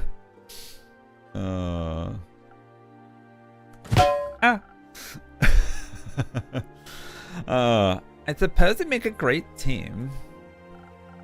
The best, I might say. We made a great team back with the Bleak Stalkers, too. And they led us right inside the archives, which were huge. Just like our Paladussi. Large parts of the effort blim had collapsed, but even the explorable sections were unbelievably spacious. Just like my... Okay, I'll stop. We had no time for a proper tour, unfortunately. We had to make it back in time for the barbecue after all. That meant we had to be efficient during our search. Hey, no. Though we did take a break to admire the artist hall the creatures excitedly led us to. Oh, good. The Bezo shall give us a break from all this chit-chat. Let's see. Meanwhile, let's catch up on chat. The chat's wild ride on Cerulikat's Tavern today. Danny's back, causing a stir with Miss Door shenanigans and Discord clip giggles. Meanwhile, there's talk of Olive Garden feasts and ice cream sandwich delights. Gift hints are dropping while Cerulia's mischief no pan is making multiple appearances, much to everyone's chagrin and laughter. And through it all, the love and banter flow like a river of Cerula snugs. Aww. Her hair's so floofy. Yeah, she's got amazing volume. I gotta figure out what she uses for conditioner. I'm hurting. Look, man, I haven't had like a good spicy moment in this whole playthrough. It's been wholesome, it's been entertaining and enriching. I had the game gave it to me and I was like, yes, I'm gonna do it. I'm gonna do it.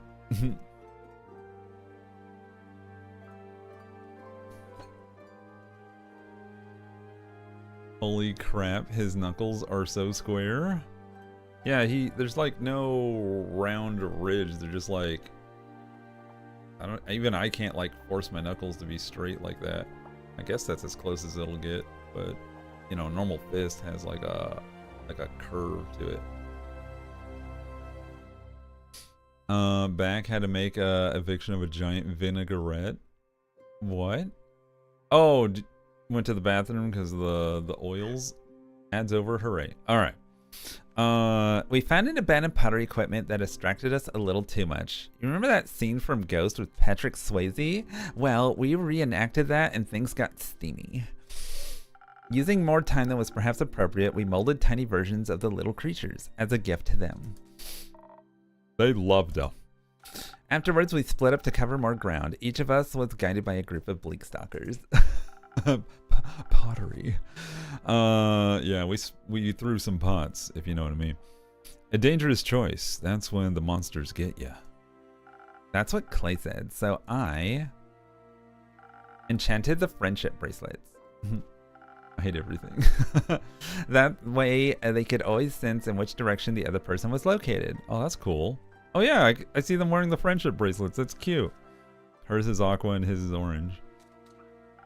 So neither of us would get lost. It was so smart. It was very useful. I see you kept yours on. I did. They really help with navigating around the archives too. It's a beautiful place, you know. I mean, everything's overgrown with vines or withered and full of termites. But we could still tell how much care had gone into building it. Some of the tree branches still had leaves on them. And I saw a couple of stubborn lotus daisies trying to break through around the rocks. I taught the bleak stalkers how to water them. They loved drinking out of the watering can. But they also enjoyed sharing their water with the lotus daisies. Hopefully they'll grow stronger again soon. What a shame all the effort that went into building the archives was for nothing. But it wasn't.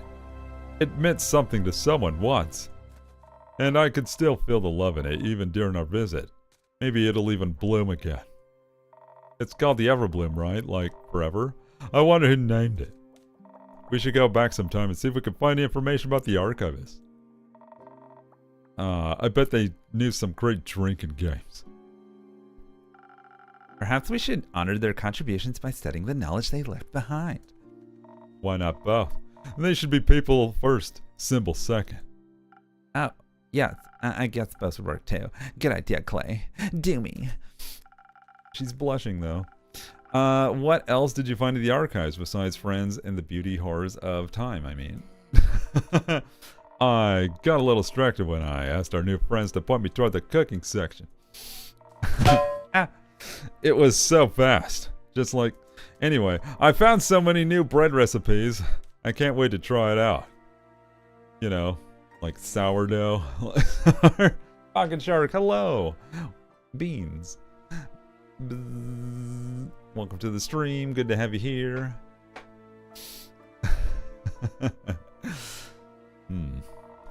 Also found something for you. Bumpernickel. For me? Yes. A recipe for my books on mixology. First I thought about taking the whole thing along, but it was a giant tome and the Bleakstalkers were so attached to it. They have like an underground drinking club, so I couldn't let them part with it, so they said, you know, just take one page. So I ripped it out, and I took the most interesting. We thought it would fit your repertoire.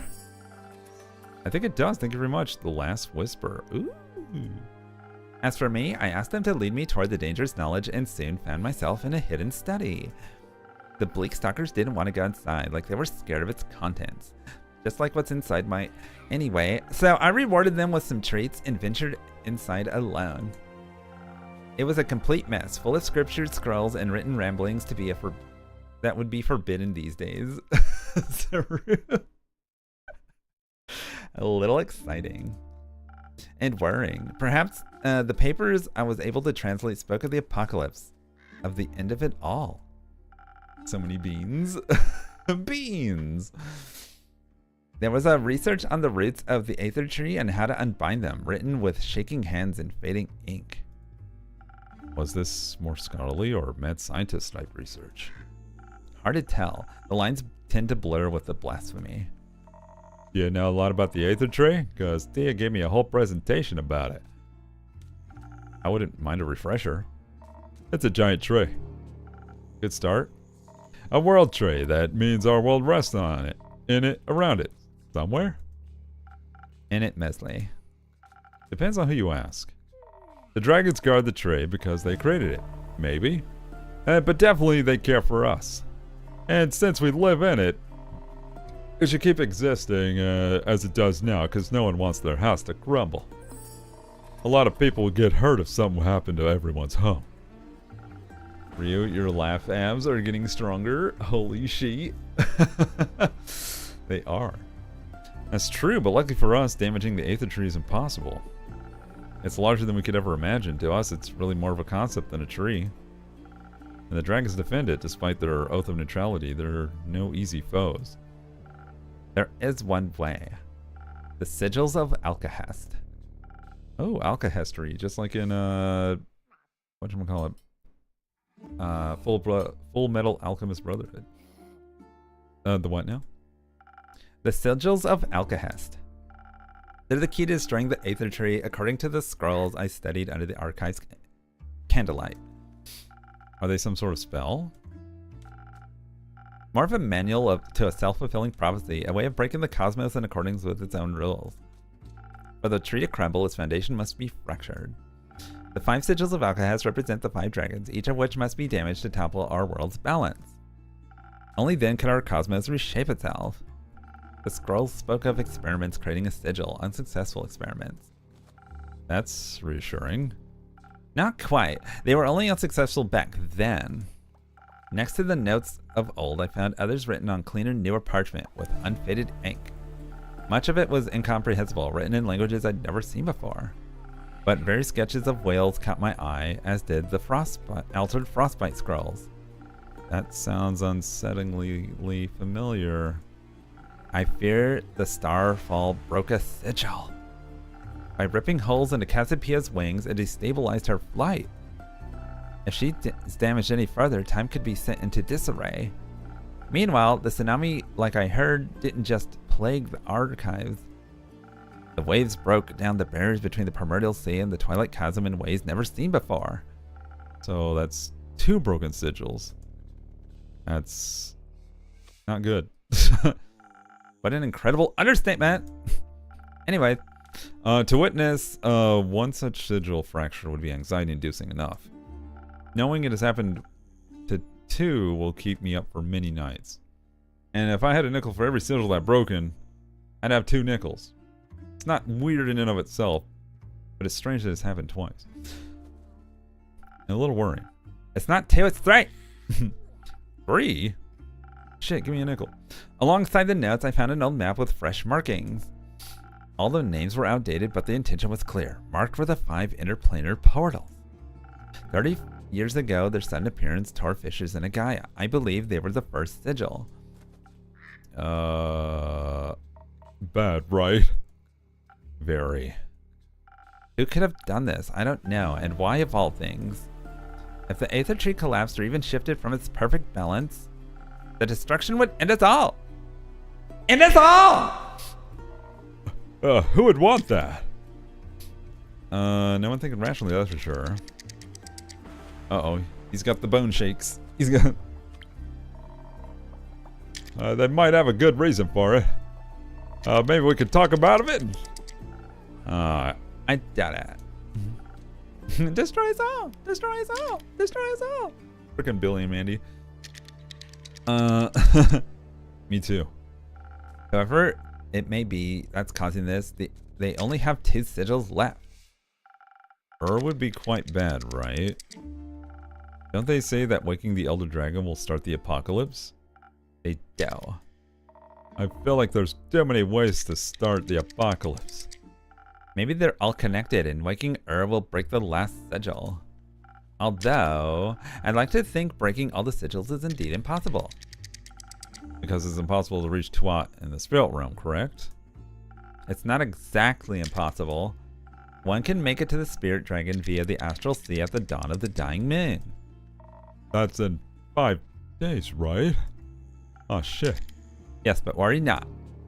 To reach such a specific location within the astral realm, very specific rituals are necessary.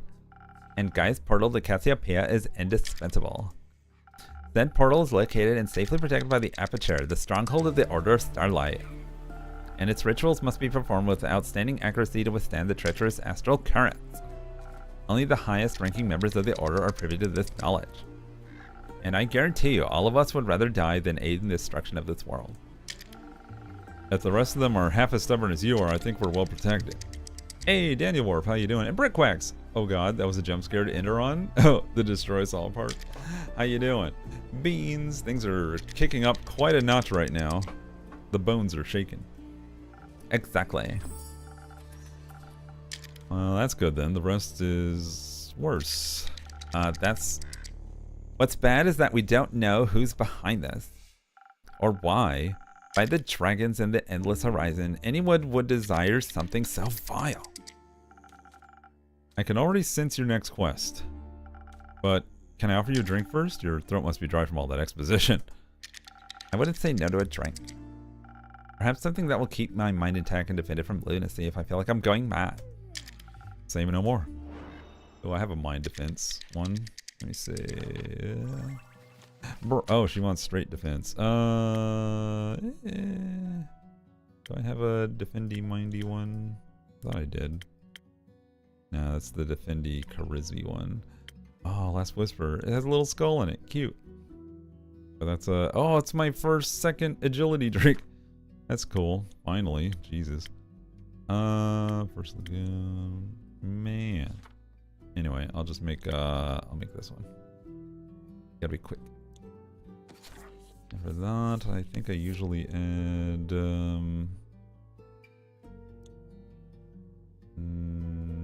that'll help. Alright, gotta put the D heavy on this one. Okay, and then one more agility. Hooray. Someone sneaking about and being sus. Yes. A delicious defense against the absurdity of evil plots. Thank you. This makes me feel a little less conspiratorial. I needed a breather. You know what else would make for a good breather? Some wall slamming sex. Anyway, Babel's barbecue? exactly. God damn it. Don't. I was waiting for it. You're right. That would be quite pleasant right now. I need to be the bearer of bad news. I don't think the barbecue's happening today. Babel hasn't returned from their quest yet. Oh. Oh. What quest are they on? Finding Melina. But we just saw Melly on the way here. Perhaps they found another quest while out. Heroism can be quite infectious like that. And Keep, what kind of drink did you mix them? None.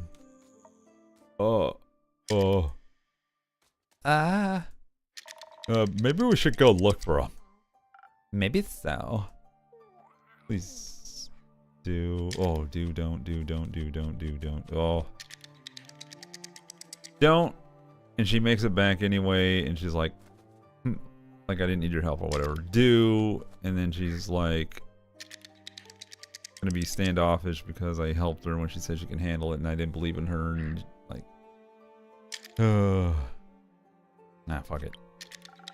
No one has seen them in days. And the last things I said to them, I'd hate for those words to be, stay the last. Please help me find them. Of course. I'm sure they wouldn't slay any monsters without us, but some extra hands couldn't hurt. But you'll have to deliver your apologies yourself. Got my eyes on you, you son of a bitch. I'll slay that beast when it comes to it. Very well.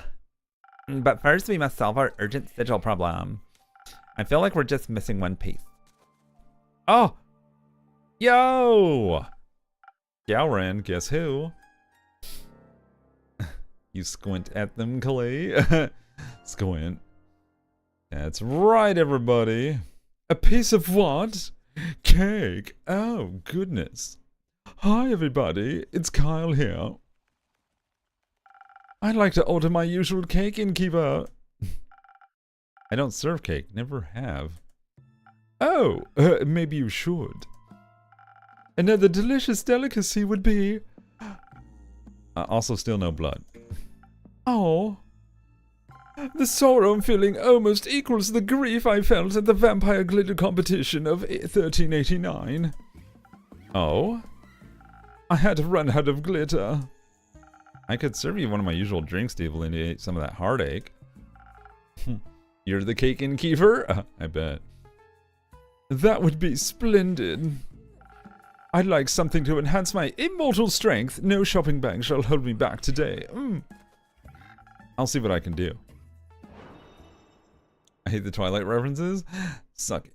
Alright, let's see. Ooh, I can make him the stabby one. Yay. Oh, wait. I can't. Crap. It's not stabby enough. I can make him the coffee, though. And I will give him a few brain cells, so this will be great. Boop.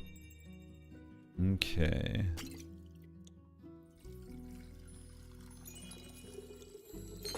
And then a little bit of juice for the old noggin.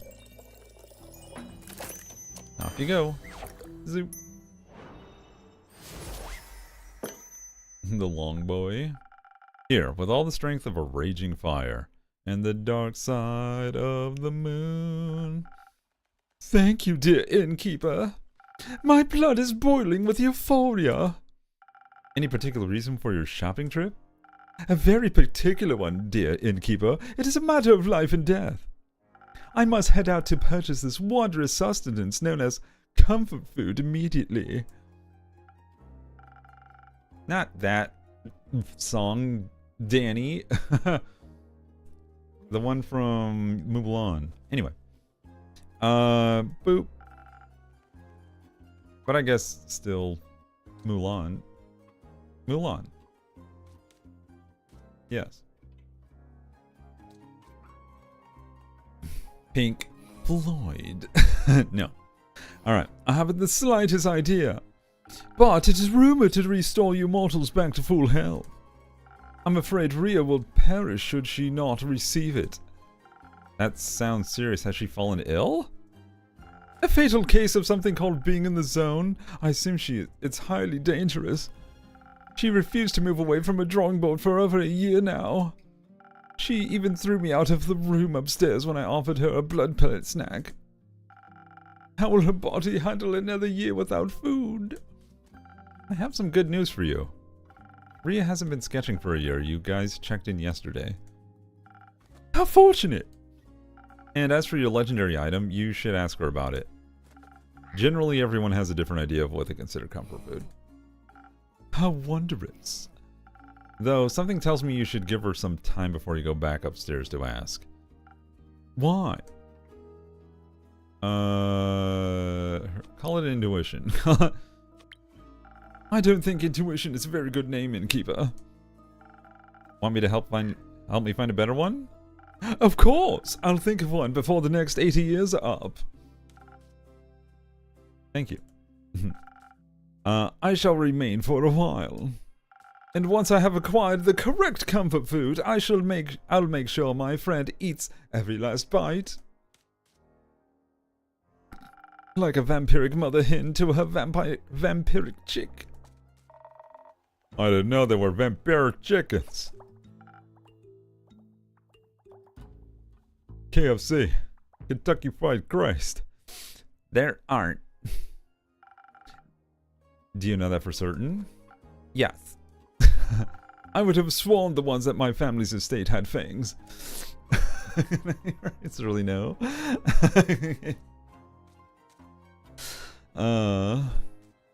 Chickens can't develop teeth. I wasn't expecting that. What? Wheeze? There's the wheeze. 36 no scope for Christ. And here I thought we were comrades in blood hunger. Chickens are still very fascinating on their own. Did you know they have very colorful dreams? Oh, that's nice. I once helped a wild hen with her dream journal. I'll introduce you to sometime. My favorite thing about chickens is that they purr when they're happy. What a charming creatures. The more I learn, the more they remind me of vampires. We also purr. So simple, sweet, and ferocious, yet the origin harbors one of the greatest mysteries of life. What came first, the chicken or the egg? Or the KFC? The egg. I would say the first non-chicken that laid the first chicken egg. Anyway, vampires purr. Not gonna weigh in? I'm intellectually withdrawing myself from this conversation. But unlike this unsolved mystery, I do know how vampires were created. Chicken. Would you mind elaborating? Weren't you intellectually withdrawing? As a cleric of Cassiopeia, humility is a lifelong objective that I strive towards. As such, I must admit when I need to concede words spoken in haste. Which would be now, I suppose. Please, Kyle, if you wouldn't mind expanding on what you just said. Certainly. It must have been for over 5 centuries ago when a scholar stole some of the immortal blood of the dragons. The scholar offered it to Queen Annabeth, who would become the vampire's monarch. I have never heard of Queen Annabeth. I think that was just the plot of a really challenging board game, Kyle. Oh, you're right. So then, Mike was real after all? Mike? Yes, it's all coming back to me now. Oh my god. What board game are they talking about? I'm trying to... Blood and Queen Anne? Is that the one that bathed in, like, children's blood to stay young? Kyle, you knucklehead. The first vampire that walked this world was the infamous Mikhail. Oh. But most of us call him Mike. He had a very close connection to the spirit dragon in his domain. That's Blood Countless Elizabeth Bathory? Ooh. Okay, so not Anne. Let's see. Eventually, Mike struck a deal with Twat. In exchange for guarding the dragon's realm, he would get to live forever. But that didn't work out, I guess? Old Mike didn't read the fine print. The spirit dragon turned out to be a trickster. Twat returned to him into a new form of undead creature, invulnerable to age, disease, but still weak to the blade. Blood was the only thing he could stomach to consume, and with time, even sunlight became intolerable. Mike was no longer welcome among the living, but the dead didn't want him either. And that's how the first vampire was created. Fascinating. There is so little known about the spirit dragon in his realm. Kyle, just how do you possess knowledge that's considered ancient by today's standards? What knowledge? The knowledge you just told us about. Ah, I stumbled upon it in a grimoire I bought the other day at the local bookstore. Nope. That was the vampire romance book Carolyn recommended to you. Try again. But of course. Dear Evelyn was such a history fanatic. How could I not pick up on a few stories? That was one of her favorites. I still dream of her deathly beautiful countenance as she narrated tales until the intruder stopped screaming. Oh. She always told the story of our progenitor, Mike, so softly. She would cradle a vial of his blood, and her tone would sound so reverent. A secret to share with just me, she would say. Uh-oh. I didn't mean to break the last oath between us as well. I'm sure we can help you keep this a secret, right? A secret between no friends. A friendier, as you will. If secrecy is how we can repay you for sharing this with us, then so be it. Are we gonna find out that he's a fake vampire just living out our romance novels? That'll be funny. Since you seem to have been very close to her, I wanted to let you know. We traveled past Morrow Castle on our way back. It looked awfully damaged. The destruction looked so fresh. If only we had passed by earlier. Clay even spotted a heavily armored silhouette a short distance away from what remained of the castle walls. We hurried over as quick as possible, but the shadow was gone by the time we got there. As it was, only rubble remained. Was my dear Evelyn unharmed? We don't know. The castle looked abandoned like a ruin. My Evelyn! What horrid fiend could have inflicted such damage? She must have fought back fiercely. May her opponents suffer twice the damage they inflicted upon her. What I wouldn't give to know her safe. I think I need to go ask Rhea about her comfort food. Zoom. Huh. Oh. Let's give him some time to come to terms with what they just learned. Ooh, that's rough. Poor Kyle. Learning his ex-wife got hacked up. Unionize. Oh! They're back. Okay, let's see what we got here. Greetings, brave adventurers. Scully, Carolyn. Great motto, innkeeper! There seem to be a few more bones than usual with you, Scully. You observe correctly, my friend. They are wonderful parting gifts, aren't they? Sure are. Care to... explains woefully little Scully. Care to bring me up to speed, Carolyn? Nah. You'll survive being left hanging for a few more minutes. You're bullying me. You're bullying me. You're innkeeper, Carolyn. Patience, young innkeep. Scully has been waiting to tell you this story since we left the Pale Woods. I'll try to compose myself. This tale deserves the cracking of every last one of my rhetorical knuckles. Ding it, Carolyn. Yeah, they went to go fight zombie snails. Let us recount our tale properly, Dame Carolyn. Hang on. I think I could go for one of your drinks first. That could be arranged. Something to keep my strength up. I didn't get to flex my muscles much during our quest. A good one might net you a story.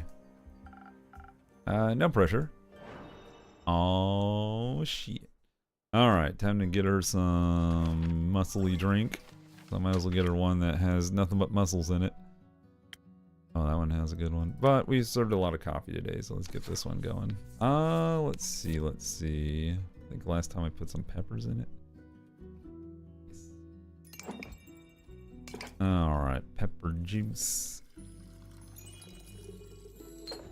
And then some Rizzler. Wait, that's Southern Brawler. We want Sailor's Courage. There we go. Boop. Protein shake. Chug. I know. There you go. Punch and juice. A great drink for a great story. Aren't you lucky? I like to think luck has nothing to do with it. Perhaps not. I might have something else to cheer you up. Oh. Melly's back. Oh. Relieved? Like a great sword's been lifted off my shoulders. Is she alright? Yes, though you might prefer to see her for yourself. She and Dave left me their address to give to you. Who? You know them. Right, got it. Only one person would fit such an uninspired name. Jeffrey Bezos. God damn it. Oh, the Bezo. Oh, it's aliens time. What should the NHL team grace the legendary Maurice Rocket Richard during his illustrious hockey career? Find out when the ads end. I don't know NHL teams. Well, I mean, I know of teams. I don't know players within said teams. It's aliens. We gotta wait, chat. We vibe. Until then, how are y'all doing today right now? How's your evenings? How are y'all feeling? Talk to me, chat. I hope y'all are feeling cozy. Y'all are haunting about. Y'all are feeling the haunciness. Haunts. Playing Supermarket Sim. I was thinking about kind of like idly playing that, just so I can like unlock more stuff in the background. But I worked on the merch item instead. Which, by the way, for those of you who don't know, the new beanie is out. So if you want to get yourself a matching Creatures of the Void beanie, it is now available to you at shop.cerulikat.com, baby. Beanie, yeah. Alright, ads are over. Let's get back to it. Oh, wait. Almost. I have to wait for that one last kitty. Boop. There we go. Alright. I got a little ahead of myself. A little anxious about my new job, but good otherwise. Oh, did you just get one? Like today? Or have you had it for a while? I wanted to play Once Human, but my buddy is away till work till season 5. Oh no. Well, I guess in the meantime, you can help them by accumulating deviants and armor. Unless you're trying to like keep your levels together, then that might be a bit of a problem. What I was gonna say is like maybe you can just like mine resources and such, so that way they can level up better. But if y'all have a pact of keeping within your same levels, then I totally get it. Anywho, oh,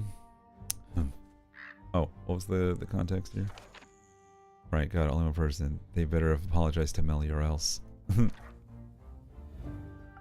You'll have to find out the details for yourself. Just don't keep them waiting for too long. Don't need to tell me that. Fable isn't back then? No. Oh. Sure are taking their time. Feel like looking for them yet? No. They're capable. Just my patience is starting to wear thin. You had some to begin with? You're pretty chatty for someone with a great sword distance. Right. Can I interest you in one of my drinks as well, Scully? With an offer like that, my friend, how can a skeleton say no? Perhaps something to enhance my honor. I'd like to do the proclamation of this proper tale justice. So, some charisma juice, I imagine. Charisma juice. Let's get you 1,000 wins. Giving everyone a different thing.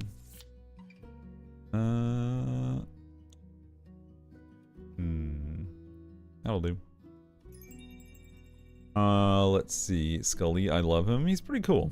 I like the cut of his jib, as they say.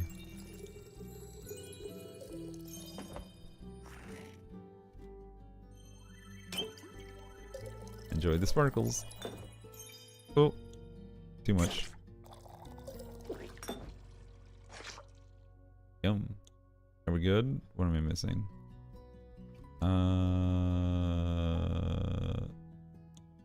That one. 2 on that one. Eh? Why is this not drink? Oh. He didn't hold the sign because he was petting it. I broke the sequence. Please enjoy. Oh my. They say manners maketh man, but this is a drink. This drink alone has invigorated me to. They say man. I can't talk anymore, for I am dead inside. They say manners maketh man, but this drink alone has invigorated me plenty. Too many pan hits. I can almost feel the warmth of flesh on my bones again. I have the damage of the brain. A pleasure to be of service. Our quest was confusing. Inspiring. My favorite flavor of quest. Don't blame the pans. Oh, I am. I'm gonna show the doctors my CAT scans and be like, look what they did to me. Anyone dislike? Anyone like a drink? Not enough fighting, in my opinion. Felt like my muscles were wasting away on the way back here. But the most important muscle of all received a superb workout. The brain. Whereas mine is damaged, Scully's thrived and grew. Erica J, how you doing? Welcome to the stream. Beans. The butt. Exactly. I'll post it, but I bought a new spooky dog toys for my pets. Nice. Speaking of new spookies, the new beanie is out in the store, so if you'd like to get yourself one come more colder weather times, don't forget. Just letting y'all know it exists now. I've been wondering about that, actually. No. We're not even going to get started on that topic. Wait, what?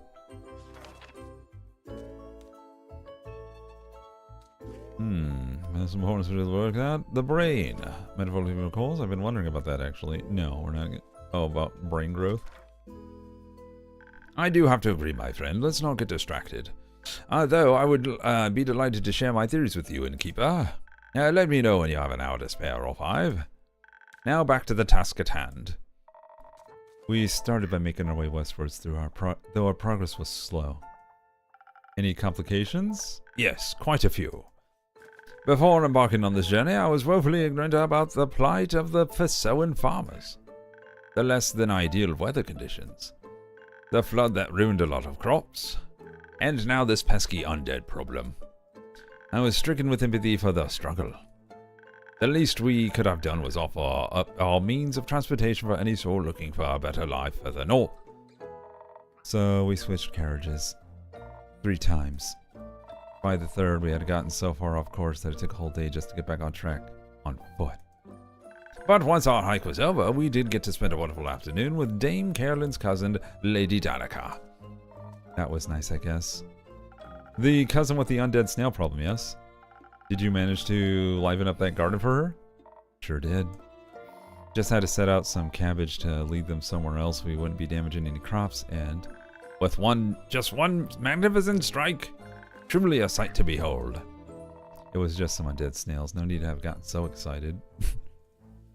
To match the excitement, Lady Danica served us some positively delightful cups of tea, with some curious dish called escargot. Not sure what that is, but it was very chewy.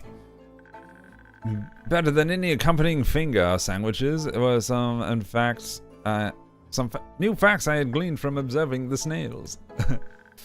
Even lacking souls, they still displayed some pack behavior. Oh my god, snails in herds. They acted nothing like real animals, of course, but somehow I was struck with the empathy for their plight. to unconsciously seek out a matter of instinctual action, despite the lack of anything to grant them a conscious objective. Is there a more transparent yearning for purpose than that? My apologies. It appears what they say about old age is true. You can't help but philosophize. And you couldn't help but relate? In a way, I'm a fucking walking skeleton. One can't help but wonder whether any choice I make is truly my own or just a post-mortem reflex of these old bones. Perhaps even my thirst for knowledge. And yet, your enjoyment of it seems genuine. He's gonna become a lich. Oh, truly, innkeeper, you have a way with words. Just lots of experience.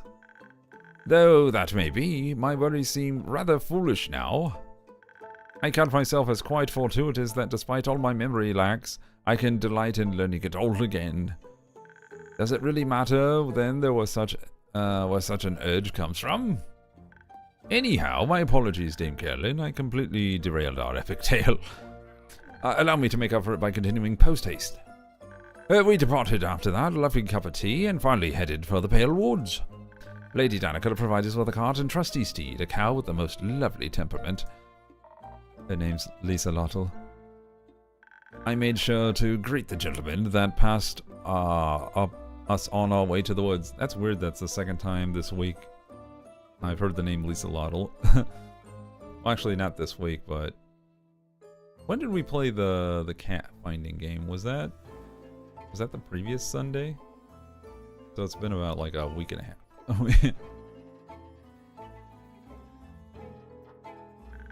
What magnificent shadow armor he was wearing. Something about it felt oddly familiar. Wait, what? Hold on. Oh. So apparently some dude in some armor, shadow armor, was seen by a castle and was on their way back from the Pale Woods direction. I wonder if it's the same person. Perhaps it was only my hope that we would just look as gallant after our quest.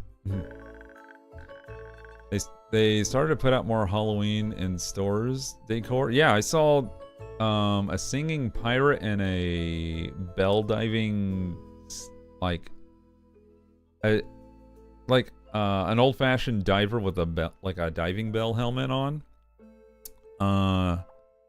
as like dancing statues in the Lowe's today. Not today, but when I went recently, I was like, oh, already? It's goddamn July and there's like freaking Halloween decorations out. I mean, they didn't have the seasonal section decked out with it, but I think that was like kind of like a season opener, like kind of a tease and a taste of it. So I was like, oh shit. Summerween. It's all toasty. Lisa Lotto valiantly took us to the edge of the forest where maliciousness permeated the very air we breathe. What he means is it stunk, like real bad. We left Lisa Lottle there, sparing her the stench seemed like the right thing to do. And forth we ventured. It didn't take a long time to find what we were looking for. The place was crawling with them. Which also explained the smell. For some reason, the miasma didn't seem to bother me much. Most respectfully, you don't have a nose. Oh, of course. Anyways. There was a veritable horde before us, an army of undead creatures shambling their way through the forest. Halloween, Christmas in July, yeah. Costco just put out the huge yard skeleton this year. Oh my god, damn skelly. Yeah, we're in a dry zone of holidays till Halloween. Spirit Halloween is already trying to get ready over in my town. My brother wants to go already. I mean, I guess if you know exactly what you want to do this year as far as dressing up or decorating, then you'd be ahead of the curve and you just gotta wait. One odd tree at a time. They were awfully interested in those trees, it's true. I was itching to tear into them.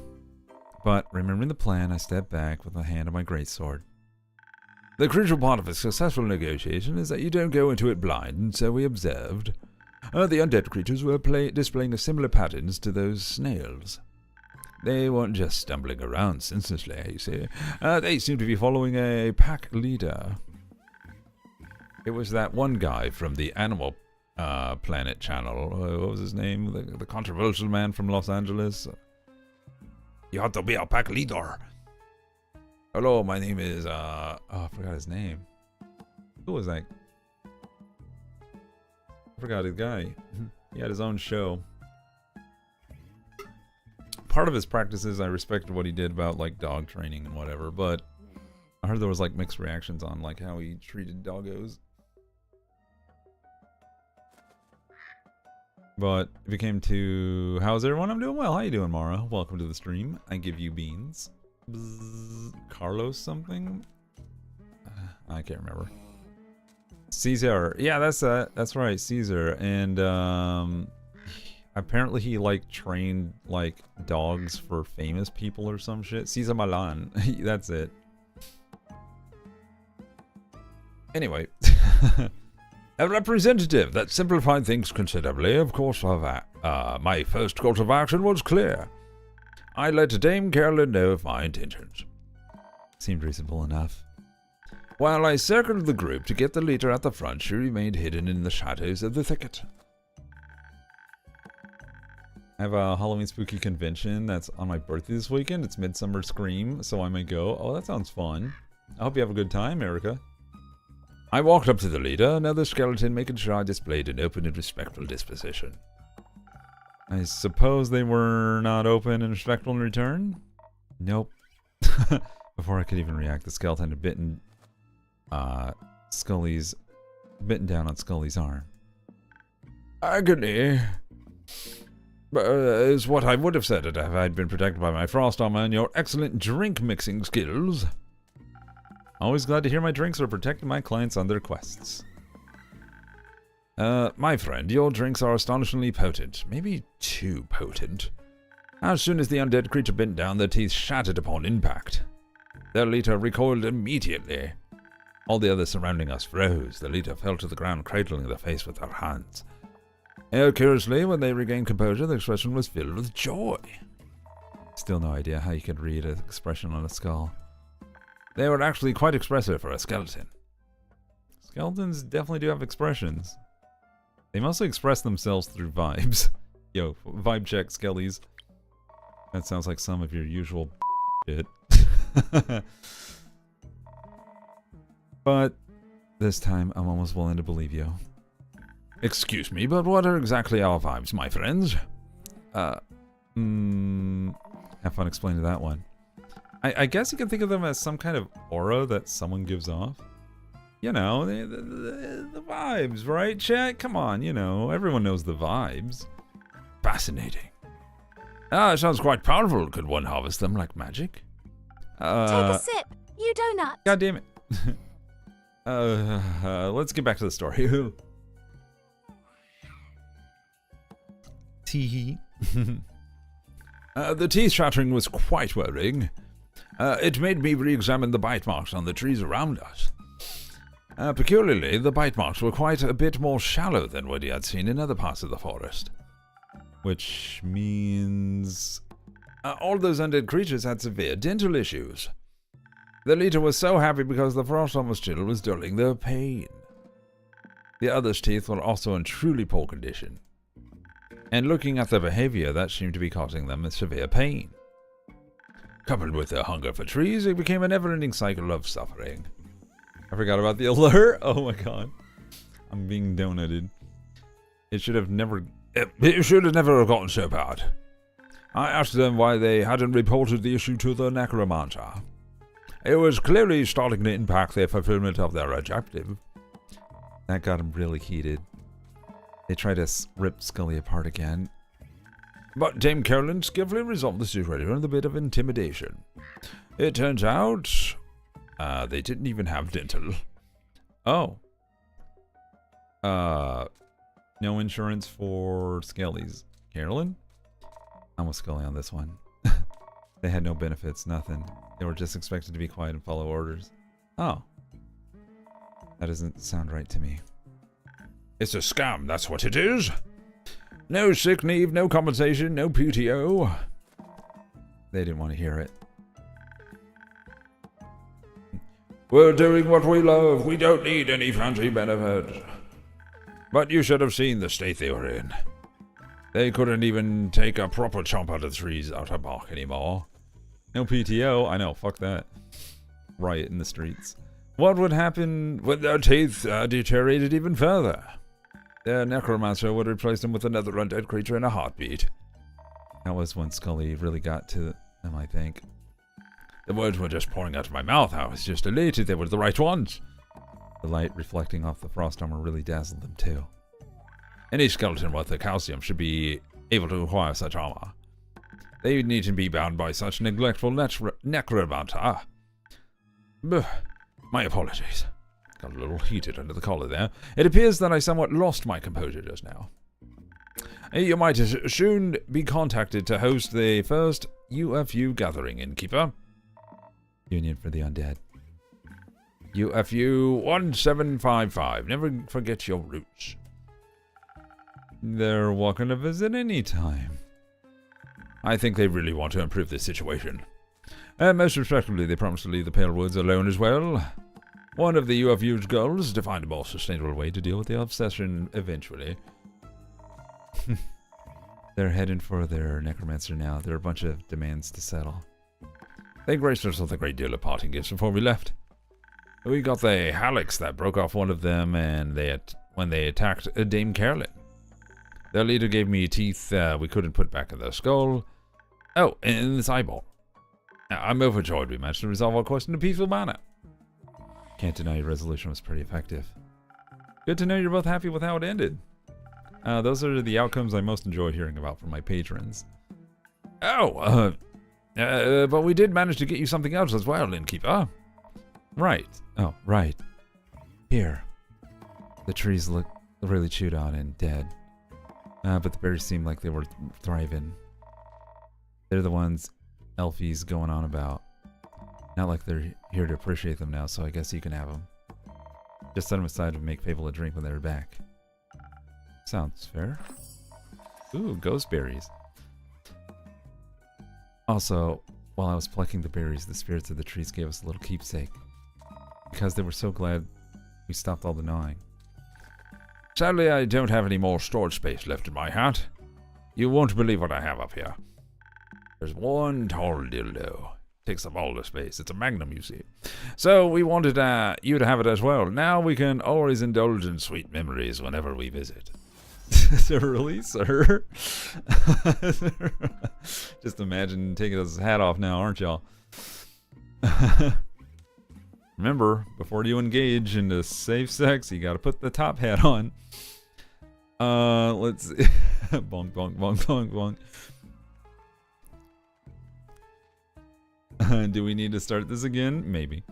I think I know just the place for it. Thank you very much. Ah! Scully, ever thought about becoming an advocate for this kind of stuff? Ah! Not that I can usually stand it, but you seem to really care about all this. Oh no, I'm but a mere heap of bones to learn all I can. Bonk, bonk, bonk. But it is a gentleman's way to speak out when evil is committed in front of you. So I don't suppose I will stop doing that anytime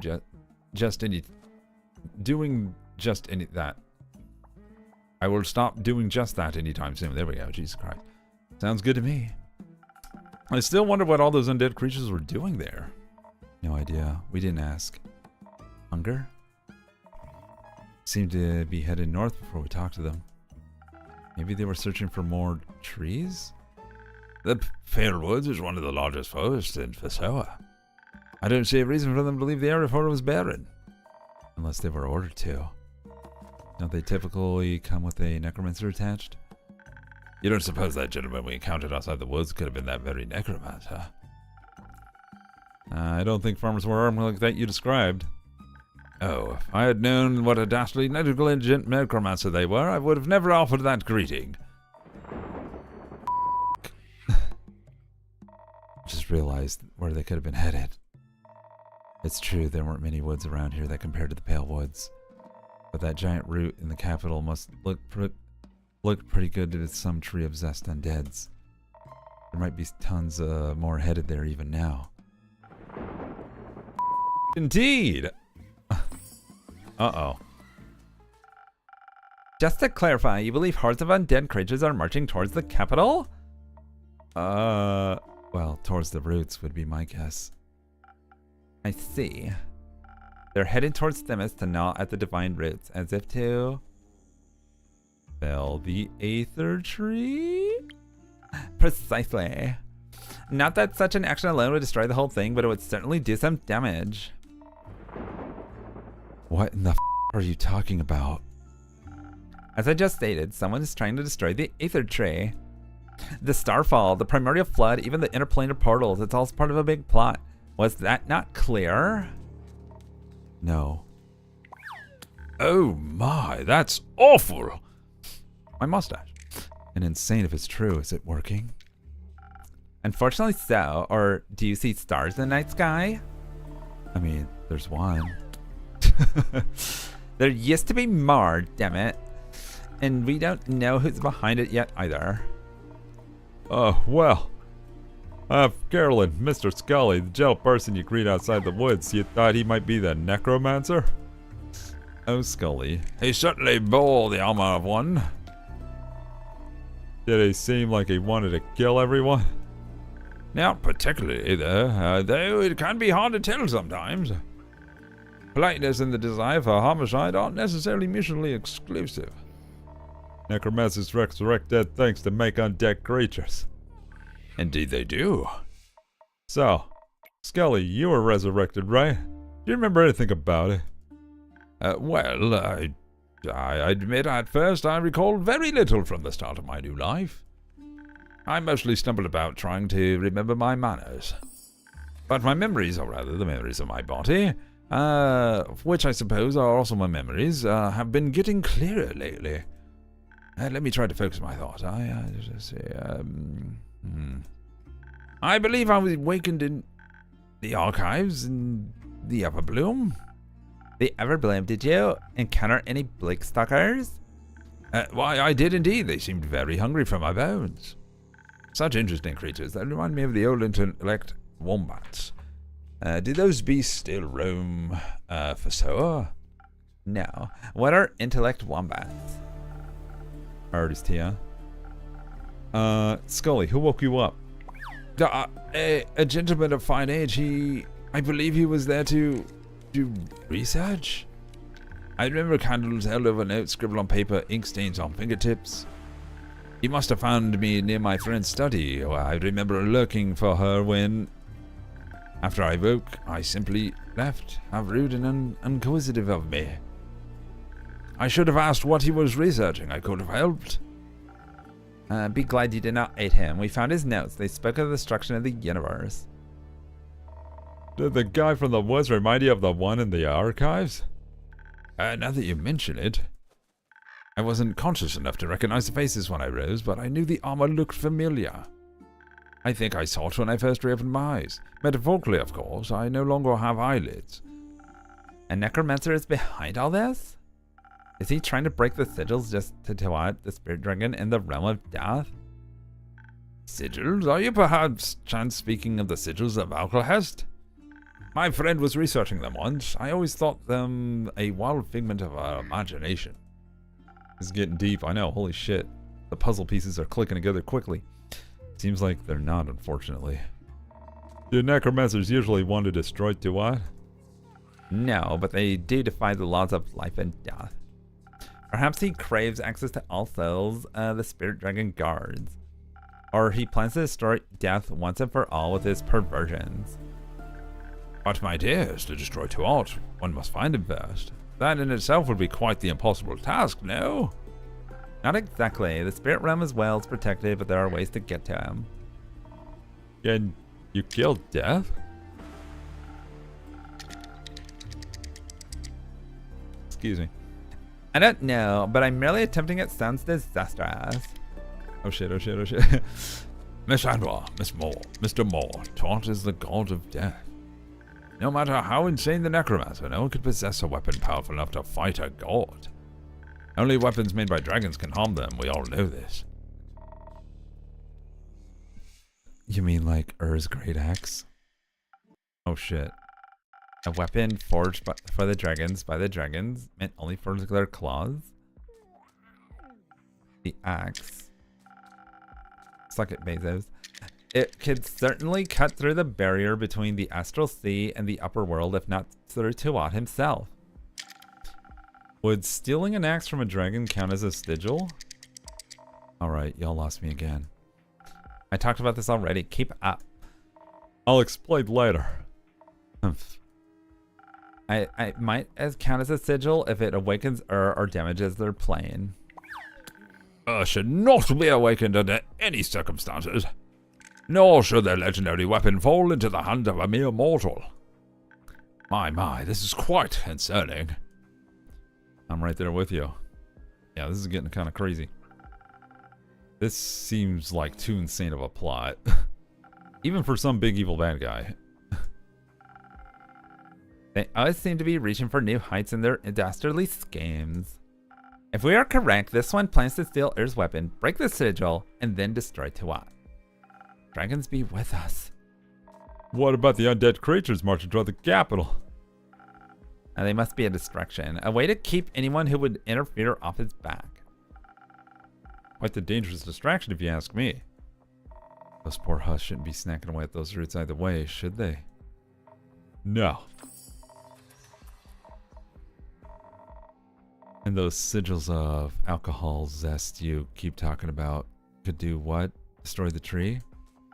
The spirit realm rests above all others in the canopy of our world.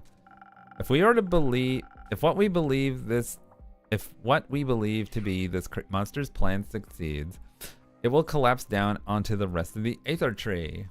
The sky will fucking fall. Not only would that free all dead souls, it would destroy the tree, our home, our cosmos, and everything below it. It would destroy our world as we know it. Not to mention Tuat might die. I don't think I have to explain to you why death dying would be a bad thing. Once again, can he die? Wouldn't risk it. Though I believe this, plot of his has to be limited somewhat, no? Perhaps the transitional period between the astral moon and the dying moon. Only then would the veil between Cassiopeia and Tuat be thin enough for a ritual of such magnitude to succeed. Wait, what you mean is this can only happen on the night between the 35th of Cassiopeia and the 1st of Tuat? So it can only work in 4 days or next year? Precisely. I guess you can't have a ritual without unnecessarily complicated rules. Ugh. Sorry. It is common courtesy. Play. I've been wondering, remember that man we saw on our way back near Merrill Castle? Talk about last minute preparation. 4 days. I know. Yes. You think he might have been the same guy? I do. Strange armor sounds familiar, as does the convenient proximity to destruction. And more so, the blood of the first vampire Kyle spoke of. Part of the ritual to safely traverse the astral sea involves having an associated anchor for your destination. To find Tuat, you need something connected to him. Holy shit. Like the blood of a vampire eternally bound to him? Yes. Maybe our villain got his hands on it. Or perhaps he knows more of Cassiopeia than I anticipated. All this out of context is giving me a headache. I'm freaking out. Innkeep, got another drink to spare to help me with all this mess? Something powerful enough to help me get through this? Anything for you, Carolyn? I thought I gave her a drink. I guess she must have accepted in a hurry. Alright, so she needs the stabbies. I'll get her a coffee, that'll keep her awake. I'm fading fast, chat. There's not much time left for me. Save yourselves.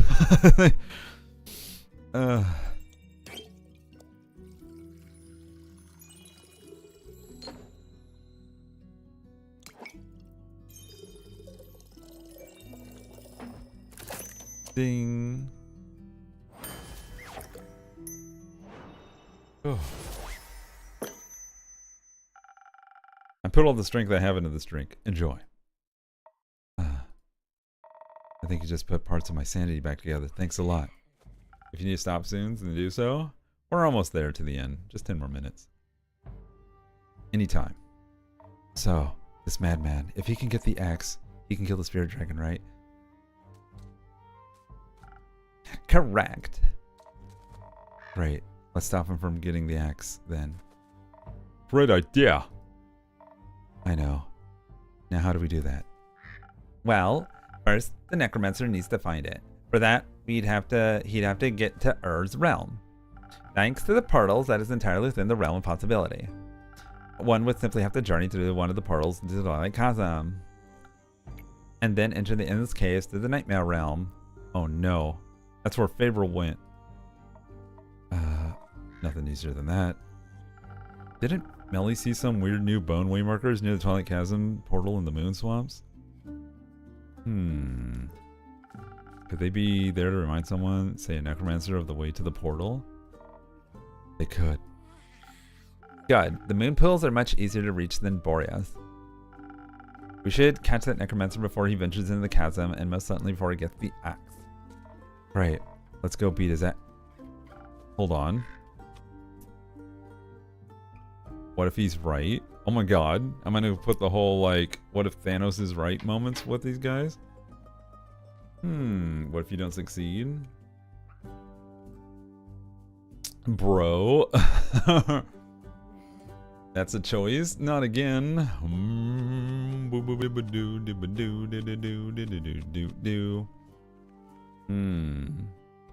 know what? Let's postulate. Boop. Pardon? I mean, what if there's a point of all of this? No one goes this far for nothing, right? Plenty of people do horrible things for terrible reasons. And even noble reasons don't make horrible things good. Hey, we were just talking about this. Regardless of our sympathy for his motives, we shouldn't rush into this immediately. This all calls for a backup plan. If we don't manage to stop him from getting the weapon, we stand no chance in a fight against him. Even your divine strike should be no match, Miss Anwar. That is true. We would need an incredibly powerful weapon to match his. Not sure if it's enough, but I do have this sword I got from my Baba. Let me see it. This is remarkable craftsmanship infused with minor divine powers. Incredible. But I'm afraid even this cannot rival the great axe in any capacity. What if it was mixed with dragon fire? You know, the burny stuff. Fire. I know you said dragonfire, idiot, but what do you mean? Do you happen to have such a thing on your hand, young lad? No, but I know we can find some. The ever-burning flame in the Highlands is dragonfire. The one you wanted to see, Tia. I think I know this might be a good time for that. You're right. Dragonfire merged with Carolyn's blessed sword. It wouldn't be as powerful as the axe, but it might give us the fighting chance. If we could had a master craftsman to forge it, that is. Rhea. She's a blacksmith. Ooh, be great for a competition with her. She cares enough. You're right. There's no one better for the job. Boop. I'm sure she'd love to forge such a weapon. Rhea. I know. I was thinking about her in the back of my head this whole time. I was like, Rhea, Rhea, Rhea, Rhea. And I'm sure you can convince her of the importance, Carolyn. You got that right. Leave the blacksmith recruiting to me. Very well. I'm sure Master Smith Frostgrip will be delighted with this opportunity. Having her on our side makes me even more confident that we can stop this necromancer's plans. I have the utmost faith in us. And I know the aperture and its astral portal are well protected even if we should fail. Though I don't believe we will. Because I know I'm strong enough to best this battle, and that Clay is as well. And the others too. Yes, the others too. I'll be honest, I'm not sure if the four of you will be enough. Oh, don't worry. There's a lot of people we can ask for help. Like you. Like me? Ask away. I know we could count on you. You could collect everything we talk about, right? Oh, you collect everything we talk about, right? I try my best. Could you write us up 2 quests for all this? I think we should split our resources so we get the backup plan going at the same time. Oh, hell yeah. This is definitely like Avengers Endgame Phase 1 or Phase 2. When they start time traveling. Good idea. Good idea, young man. Ah, shit. The Bezos. Plus, that'll give us an excuse to have your drinks help us. Not that you need an excuse, but I appreciate you following my rituals. I'll see what I can do. I should have something written up the first thing in the morning. Snoozed. Y'all just bapping Bezos back to the Stone Age. I trust you in you as you trust in us. Deeply? Cautiously? Not at all? Yes. Deeply and with the knowledge that together we are stronger. Oh. We'll see you in the morning then. Carolyn, come with us. We owe you a few explanations before we make you do any persuasion work for us. You got that right. Let's go. Yeah, she only heard half of the conversation before she jumped in. I cannot miss out on them all. Miss out on more possible details. I shall see you in the morning, innkeep. Thank you for all your help. Let's save the world, all right? Oh yeah, it's all coming together. Let's Clay. Good luck. Oh my god. Quest time. Oh my god, I got so many sheets. So many sheets. What the? None of these match. Alright. Am I just supposed to plant them with something kind of... Eh? And I can't seem to get enough fiber to better chop the tree down. What could go wrong? Let's see. Okay, so that one matches. Reached out. One has to go through the number of okay. Undead are marching toward the capital. Our mere section unfortunately doesn't make them any less dangerous. Okay, Wonders Planet Bird could be answered third time. Legend has a great axe over lies under that. Kellen's great sword once belonged to her grandmother. Legend of the dragon. The enemy aims for destruction and ate the tree. He needs the great capitals after his big of the divine. Alright.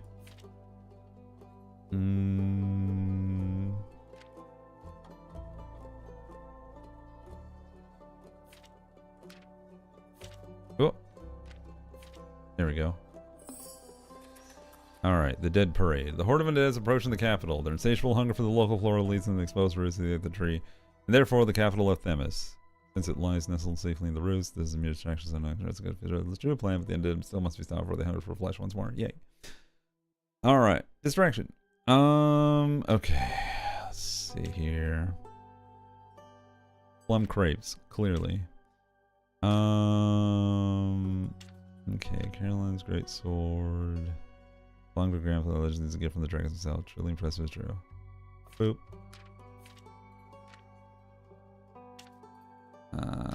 To reach to what one is only a weapon forged and dragon practice resists it.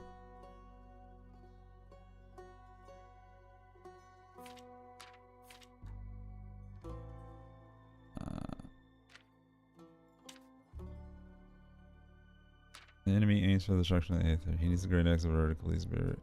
Legend has the great axe of summer thing to okay, it's an unreached powerful weapon.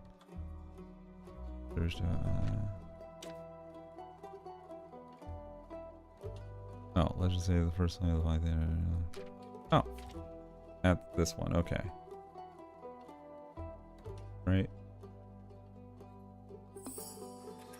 Heir of Dragonfire. Only weapon forged in the Dragonfire could ever dream of holding against the legendary Great Octor. Luckily, a temple in the Highlands houses the ever-burning flame, an ancient gift from the dragons that'll come in handy right about now. A better sword to reshape this flame than the better gift from the realm of keepers. An heirloom passed down to Carolyn with heroism scorched in its very essence. Dope. Alright. I drew those so much in middle school. Little cool S's. I like that I doodle in the corners. Okay. One has to go through a good thing. No cleric, whatever, aid and something like that. Oh. The enemy aims for the destruction of Ether. He needs a great axe over. And then the wondrous planet of Urk access to the Twilight Chasm. Leave to the world of Gaia. Right? I think. The great axe. I think. Twilight Chase. World calamity is imminent, but there's one way to save it. The only weapon strong enough to harm to water the tree's alleged great axe. The personification of evil wants it desperately, but first you must make it that the Twilight Chasm sounds good. Alright, I know y'all booped it enough, but I think that's it, right? There's no more. That's it. Just in time. Snacks for Ab2. Sweepies. And poof. Ooh, things are getting exciting.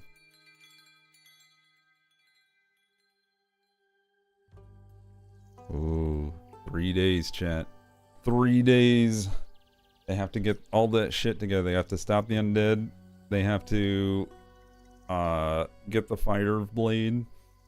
And they have to stop the necromancer from entering the Twilight Chasm. Ooh. To save the world that we know and all the people we love in it.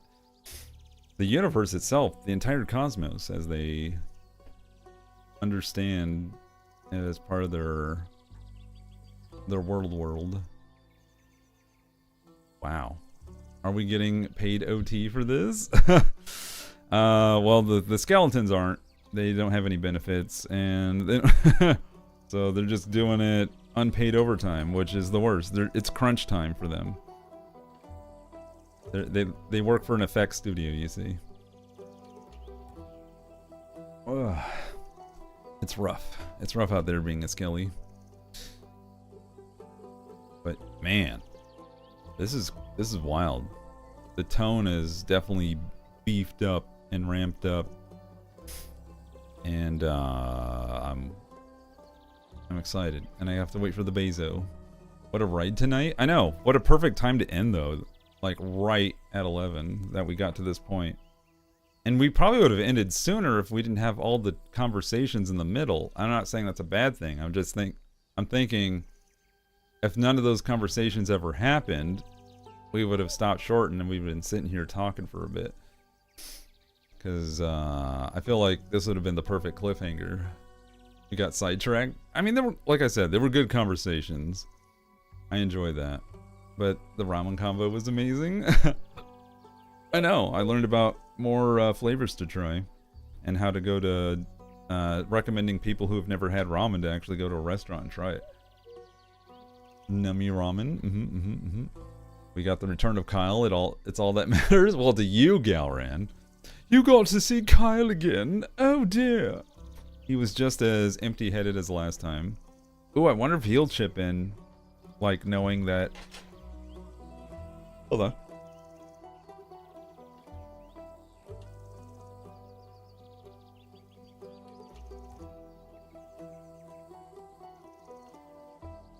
I wonder if they'll chip in knowing that the necromancer that they're fighting potentially hurt his ex-wife. His ex-wife vampire. So, I don't know. Interesting. Or, you know, he might be too aloof to even consider anything, so. He's a vampire that vicariously lives through romance novels. What's not to love? Yeah. He's well read. Alright, chat. Everyone here. Lurkers, chatters, resubbers, bits, throwers. You are all amazing. Thank you so much for being part of this stream. Kyle's a real one. You know, sometimes you kind of need that audience analog. And people on YouTube, if you're lurking over there, I appreciate you watching on that side. Be sure to hit the like button and subscribe. So you know when we're going live next. You'll see it on your algorithmic feeds. We can find someone to heckin' raid in the meantime. Also, thank you again for anyone who didn't hear it last time. Over already? Yeah, it's 11 o'clock. We started at 7. 4 hours. I don't want to push my body any further because it's my shoulder hurts like a son of a bitch and I need to limit my computer time. So I'm just gonna lie down after this. I hecked it up, but I'm trying to find someone to heckin' raid. Oops.